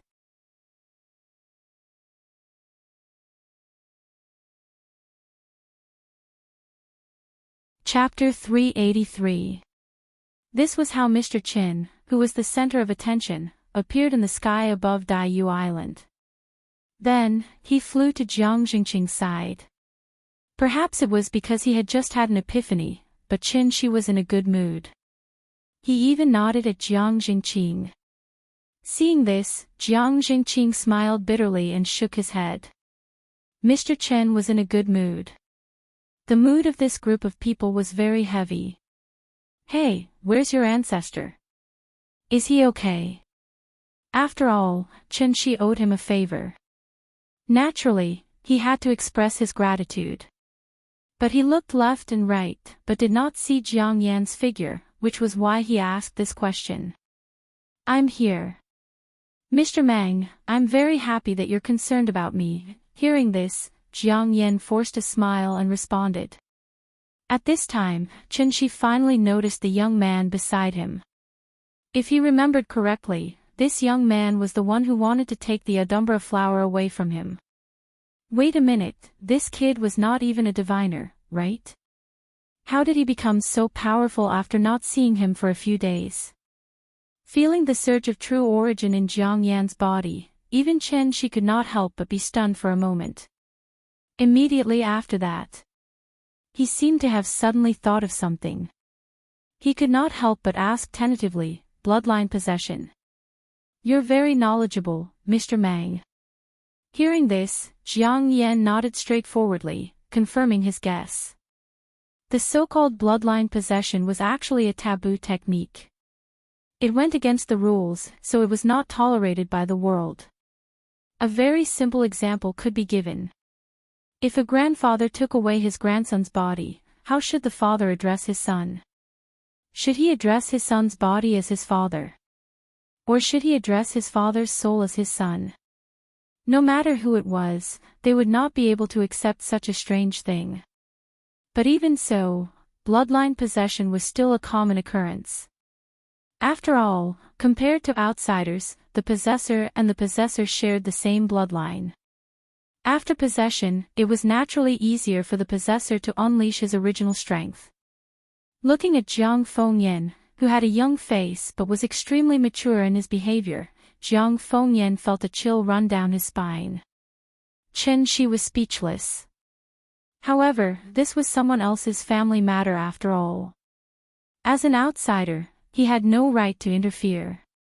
In fact, Chen Shi had long felt that this old man was very sinister, but he did not expect this old man to be even more sinister than he had imagined.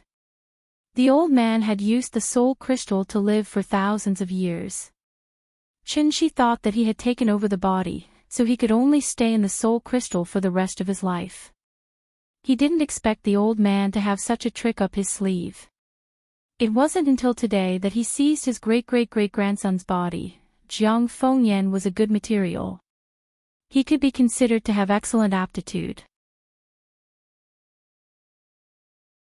Otherwise, he wouldn't have been able to take half a step into the Deva realm at such a young age. With such aptitude, if placed in the heavenly jade domain, no matter which sect, he would be listed as a core disciple. Thinking of this, Chen Shi couldn't help but come up with a guess. Could it be, the old man had predicted that with the revival of spirit qi, there was a perfect candidate for possession, so he simply took advantage of this opportunity to seize Jiang Fengyan's body openly. He trapped himself in the soul crystal and tortured himself for thousands of years, just to welcome the glory of tomorrow. What a vicious heart. What a deep mind. People who were vicious to others were not scary. People who were vicious to themselves were the ones who were truly scary. Chen Shi's mind was in a whirl, but his face did not show any abnormality. His conversation with Jiang Yan was short, so it did not take up too much time. After saying that, Chen Shi turned his gaze to Wuxiu. After all, this was his real enemy. It had to be said that the atmosphere above Daiyu Island was somewhat stifling. Wuxiu was still holding two flags in his hands, flying alone not far away from the Jiang family. A dignified divine general of Tiandu was now covered in injuries, and he no longer had the sage-like aura he had before. However, even Wuxiu's body emitted a sense of exhaustion, let alone the Jiang clan's people. Chen Shi only took a cursory glance, and found that the Jiang family's pride of 300 divine warriors had been reduced to just over 100. Moreover, they all looked dispirited, and there was even some despair and fear in their eyes. It was obvious that the Jiang family had paid a heavy price in this battle. It could be said that they had suffered a great loss. If it wasn't for his appearance that made the two sides stop fighting for a while. Then it would not be long before, then, Daiyu Island would be completely wiped off the map by Wuxiu. Alright, you guys go and rest. Leave this to me. Chen Shi twisted his neck, and after saying that, he directly flew forward a short distance, leaving himself to face Wuxiu alone. This action clearly showed his attitude. Swap. From now on, Wuxiu's enemy was no longer the Jiang family, but him, Chen Shi, Mr. Chen. Actually, Chen Shi's idea was very simple. No matter what secrets were hidden, when the spirit energy tide appeared, Ying would feel dizzy and sick. It was also because Ying would feel dizzy and sick that he had to avoid this situation. How could he avoid it? Wasn't it just to disperse the spirit energy tide? Other than that, whether it was Tiandu or the Jiang family, it had nothing to do with him. In short, as long as he was on Earth, the spirit energy tide would not appear for a day. But, if the spirit energy tide did not appear, how could the heavenly gate open? How would the generals of Tiandu descend on Earth? This was simply a paradox.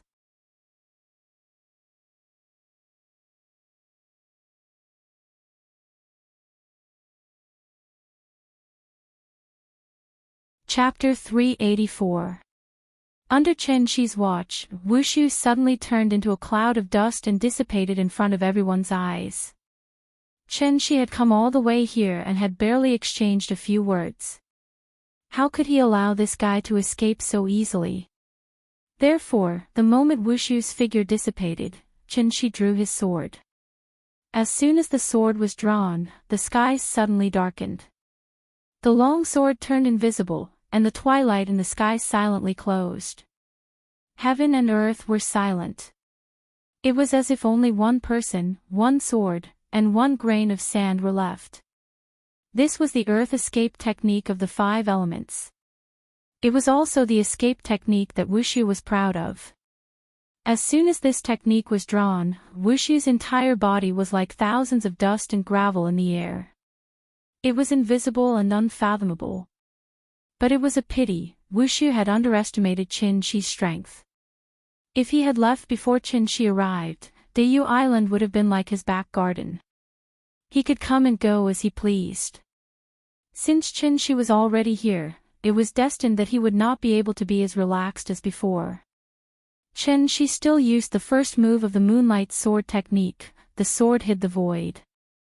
Before the sword was drawn, the sword aura was hidden and not released. As soon as the sword was drawn, it was like a long river hanging upside down, soaring into the sky and into the clouds. Its speed was so fast that it was simply shocking. Jiang Jingqing was completely stunned by this sword. Even when he was chased by Chen Shi's flying sword all over the sky before, he did not feel that Mr. Chen was much stronger than he was. Until he saw this sword, Jiang Jingqing finally understood the gap between himself and Mr. Chen. It was like the gap between heaven and earth. The move was still the same move. However, in the past year or so, Chen Shi's condition had improved qualitatively. The demeanor of a divine lord was completely displayed at this moment. After Chen Shi slashed out with her sword, the sword light suddenly transformed into thousands of identical sword shadows as it flew through the air. These sword shadows didn't look very real, as if they didn't really exist in this world, so people mistakenly thought that. These sword shadows were only the refraction of light, which was why they formed the illusion of one real sword and 10,000 fake swords. It looked like a kaleidoscope. Of all the people present, only Jiang Yan knew what was good for him. Marvelous, truly marvelous, Jiang Yan let out a heartfelt sigh. At this time, the sword gleam and the thousands of sword shadows had already arrived at Wushu's previous location. One grain of sand, one world, one leaf, one Bodhi. Since Wushu was trying to split himself into thousands of clones and escape from Chen Shi's sight using the Earth Escape technique, Chen Shi decided to use the Earth Escape technique.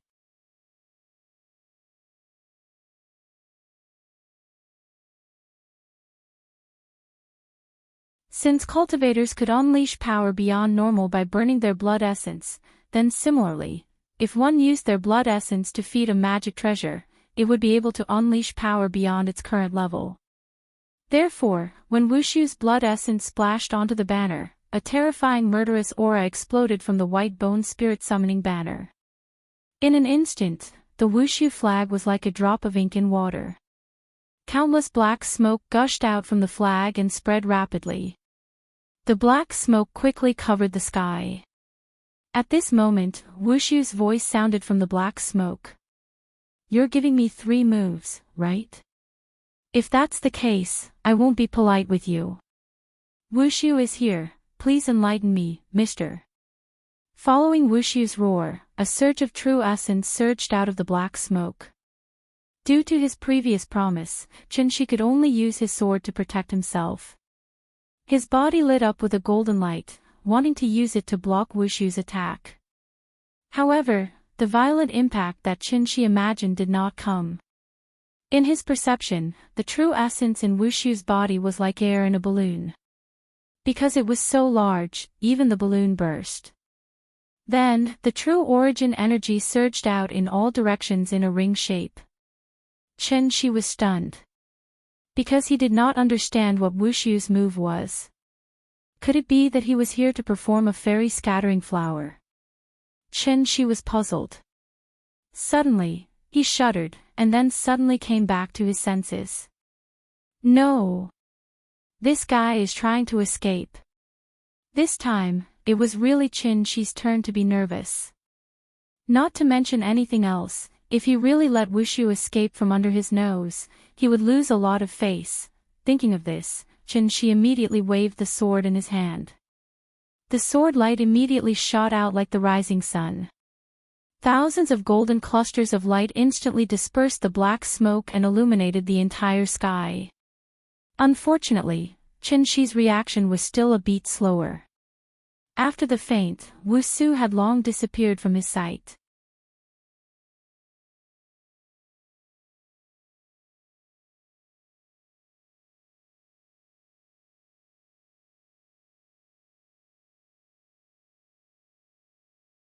He naturally couldn't stay here and be an eyesore, so he left silently.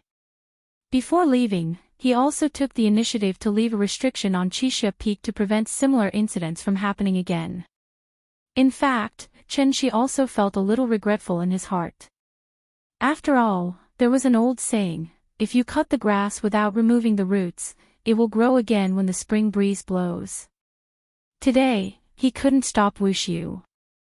Who knew what would happen in the future? In fact, with Wushu's shiny equipment, Qinshi absolutely didn't believe that he didn't have any life-saving skills.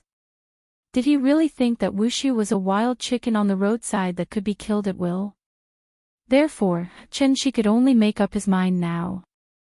If he could meet Wushu again next time, even if he used underhanded tricks, he must suppress him. Today's situation must not happen again. Qinshi recalled what he saw today while flying back to Shangjing. It was almost time. It was time to pick up Ninian from school. At the same time, far in the northernmost part of the earth, a figure suddenly appeared on an iceberg floating on the sea. It was Wushu. After successfully escaping from Daiyu Island, Wushu flew all the way here in one breath. If it wasn't for the fact that he used up so much energy, he would have directly flown to the moon. This place was already remote enough. Wushu looked around. After confirming that there was no one here, he heaved a sigh of relief and sat cross-legged on the iceberg. As soon as he sat down, Wushu felt a burst of tightness in his chest.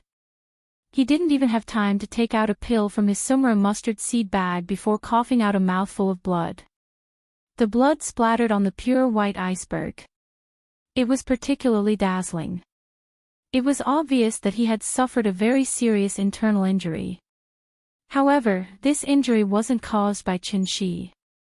It was caused by himself. Many animals would choose to use self-mutilation to escape when their lives were in danger. For example, geckos would cut off their tails, spiders would cut off their legs, sea cucumbers would spit out their organs, and so on.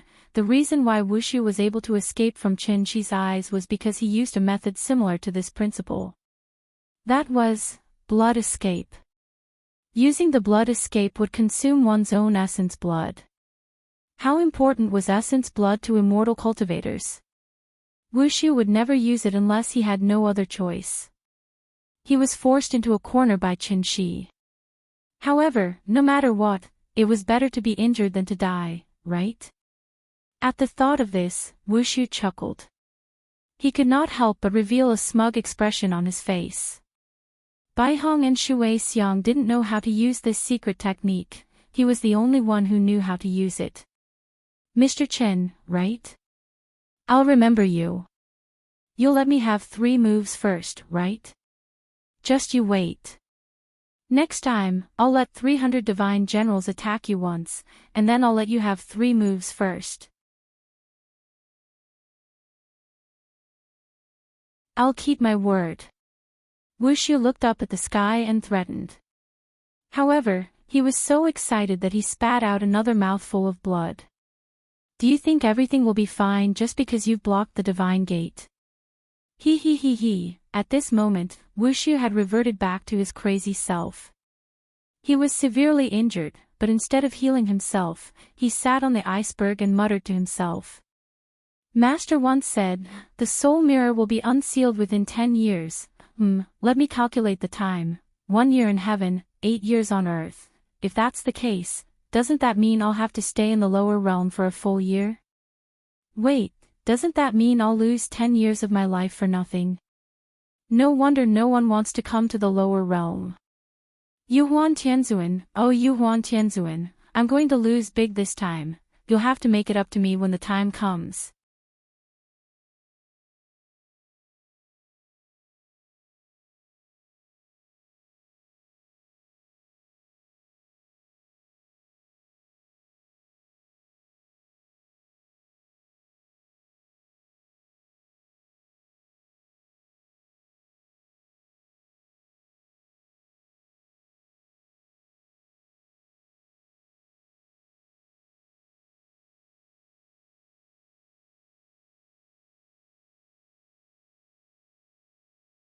And precisely because of this, when cultivators refined high-grade elixirs, they would usually use a high-grade alchemy furnace. On one hand, it was to extract the medicinal properties more effectively. On the other hand, it was for safety reasons, using the alchemy furnace to resist the impact of the elixir when it was produced. Chen Shi did not have an alchemy furnace, so he could only do it himself. This was a battle. It was a battle between Chen Shi and the elixir. If he could not successfully take the elixir from the sudden explosion of spirit energy, if it was light, the elixir would be destroyed, and if it was heavy.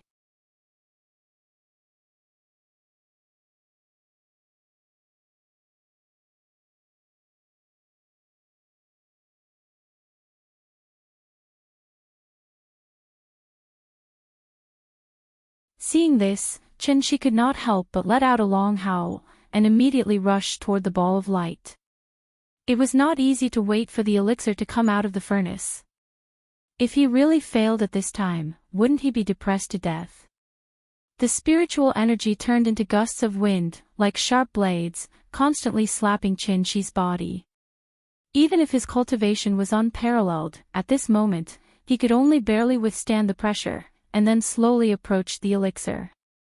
The elixir was quietly suspended in the middle of the cave. It was like a luminous pearl, shining brightly. After such a long time of extraction, the medicinal properties were fully displayed. As soon as it came out, the magma chamber was filled with a refreshing smell. Just taking a deep breath of the aroma would make one feel refreshed and refreshed. The elixir was right in front of him. Thinking of the efficacy of this elixir, even Chen Shi could not help but feel a little excited. As long as he took this elixir, then Ying would step into the diviner realm and condense the golden elixir. In a moment of excitement, Chen Shi also used all his strength, and a burst of true essence energy instantly erupted from his body, not inferior to the spiritual energy tide. The energy was like a sharp knife, leading Chen Shi all the way to the elixir. However, with every step he took, a layer of true essence in his body would be consumed. Finally, Chen Shi flew near the elixir. The moment his fingers touched the elixir, the surging spiritual energy in the magma chamber seemed to have heard the call, and all of it converged into the elixir. The pressure suddenly disappeared. However, before Chen Shi had time to be happy, the boiling magma below was like a fountain, and it suddenly spewed up into the sky. Why did the volcano not erupt? That was because the spiritual energy of heaven and earth filled the cave, and thus the magma was firmly pressed in the magma chamber. Once Chen Shi took the elixir, the magma that had lost its suppression would be like a dam bursting, and it would spray out more fiercely and violently than before. This was an explosive volcanic eruption. From afar, it looked like a super-nuclear bomb had been dropped in Yellowstone Park. First, a burst of strong light lit up the sky. Immediately after, a gigantic mushroom cloud slowly rose. At the same time as the mushroom cloud rose, there were countless bolts of lightning shuttling back and forth. The angry volcano spewed magma and thick smoke, and ferocious electric snakes hissed in the air. This was not a movie, but a joint performance of the sky and the earth, volcanic lightning.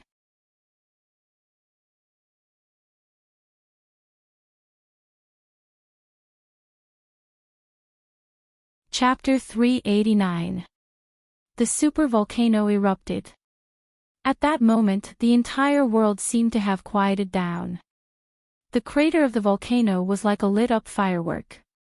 First, it emitted a cloud of smoke that covered the sky, then it suddenly exploded into the sky.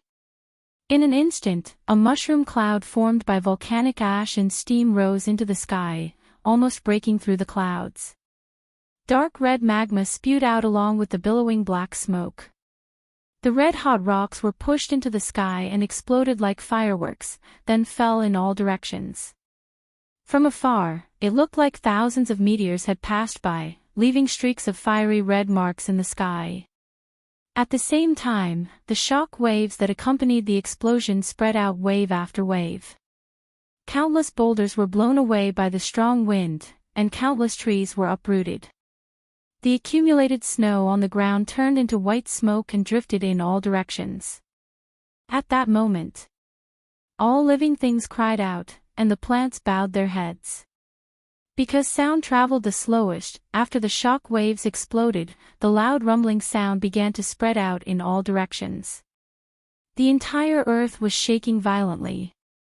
Magma spewed out from the crater of the volcano, black smoke filled the sky, and hot flames swallowed a large area of land. This was the anger of nature.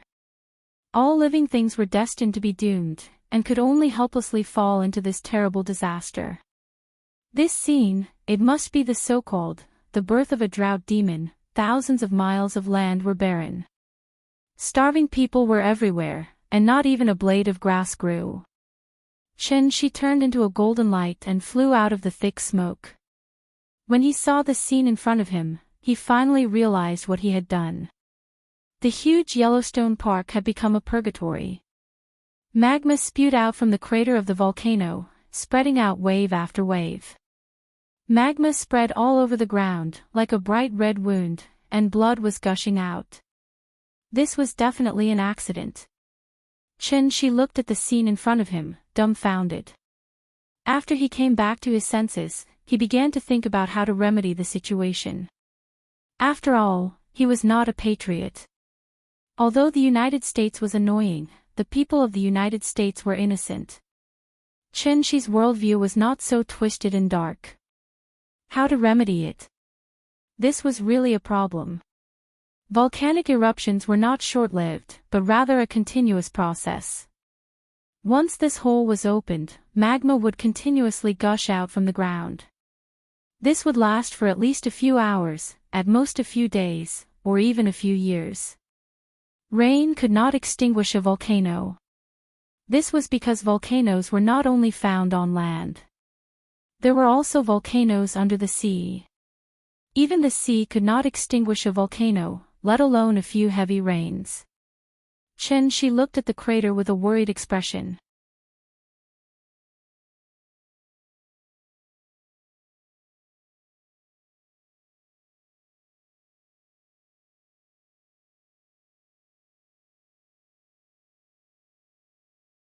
Chapter 390. After Shi busied himself for half a day, the mess in Yellowstone Park was finally cleaned up. For this reason, he specially set up a super-large restriction to completely seal the magma reservoir. In fact, this could be regarded as a blessing in disguise. After Shi's messing around, part of the pressure on the Yellowstone Park supervolcano had been removed. Coupled with the effect of the restriction, the next natural eruption of this volcano was estimated to be tens of thousands of years later. If the United States knew the truth of this matter, they would probably only be grateful to Shi and would worship him as their ancestor. It was just a short eruption. Although the scale was large, the destructive power was always limited. The only thing that was painful to lose was probably the beautiful natural scenery of Yellowstone Park. Even if they immediately began to rebuild it, it would take many years to form an ecological chain of today's scale. Of course, these losses were not for Qin-shi to worry about. He had done what he could and made up for what he could. Therefore, after carefully checking the restriction, Qin-shi happily took the spirit pill and embarked on the return journey. Perhaps because he was in a good mood, during the flight to Huaxia, he took out the spirit pill from time to time to observe it. Just a whiff of this fragrant scent was enough to make one intoxicated. Although the grade of this spirit pill was not as high as he imagined, it could barely reach the 6th or 7th grade. After all, the supplementary ingredients were just some ordinary medicinal materials. It was already very good to be able to reach this standard. And with the current conditions on Earth, how could Qin-shi not be satisfied with the fact that such a high-grade spirit pill could be refined? Humans should always be content with what they have. Refining pills was a craft, and it could not be done without some experience. Refining pills according to a recipe was something that only a worker would do. With Qin-shi's years of experience, coupled with his understanding of medicinal materials and pharmacology, he could naturally configure a prescription that was really suitable for the current situation based on the existing materials. Therefore, this spirit pill was absolutely unique. It didn't even have a name. Even if one searched the entire Heavenly Jade domain, they wouldn't be able to find a second one. Naturally, the naming rights fell to Qin-shi. However, he didn't have any fancy ideas at all. He didn't even bother to come up with a name. He directly began to think about how to divide up the spirit pills. There was only one spirit pill, but it could be divided into several portions. He cut it in half and gave the other half to Ying. The remaining half would be divided into 3 parts, one for him and one for Yin. Then, the last portion would be cut in half.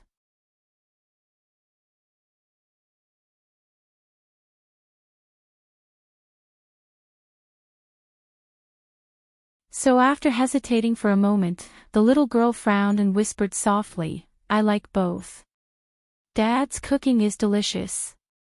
"I like Dad." The moment he heard this sentence, the expression on Qin-shi's face was very rich.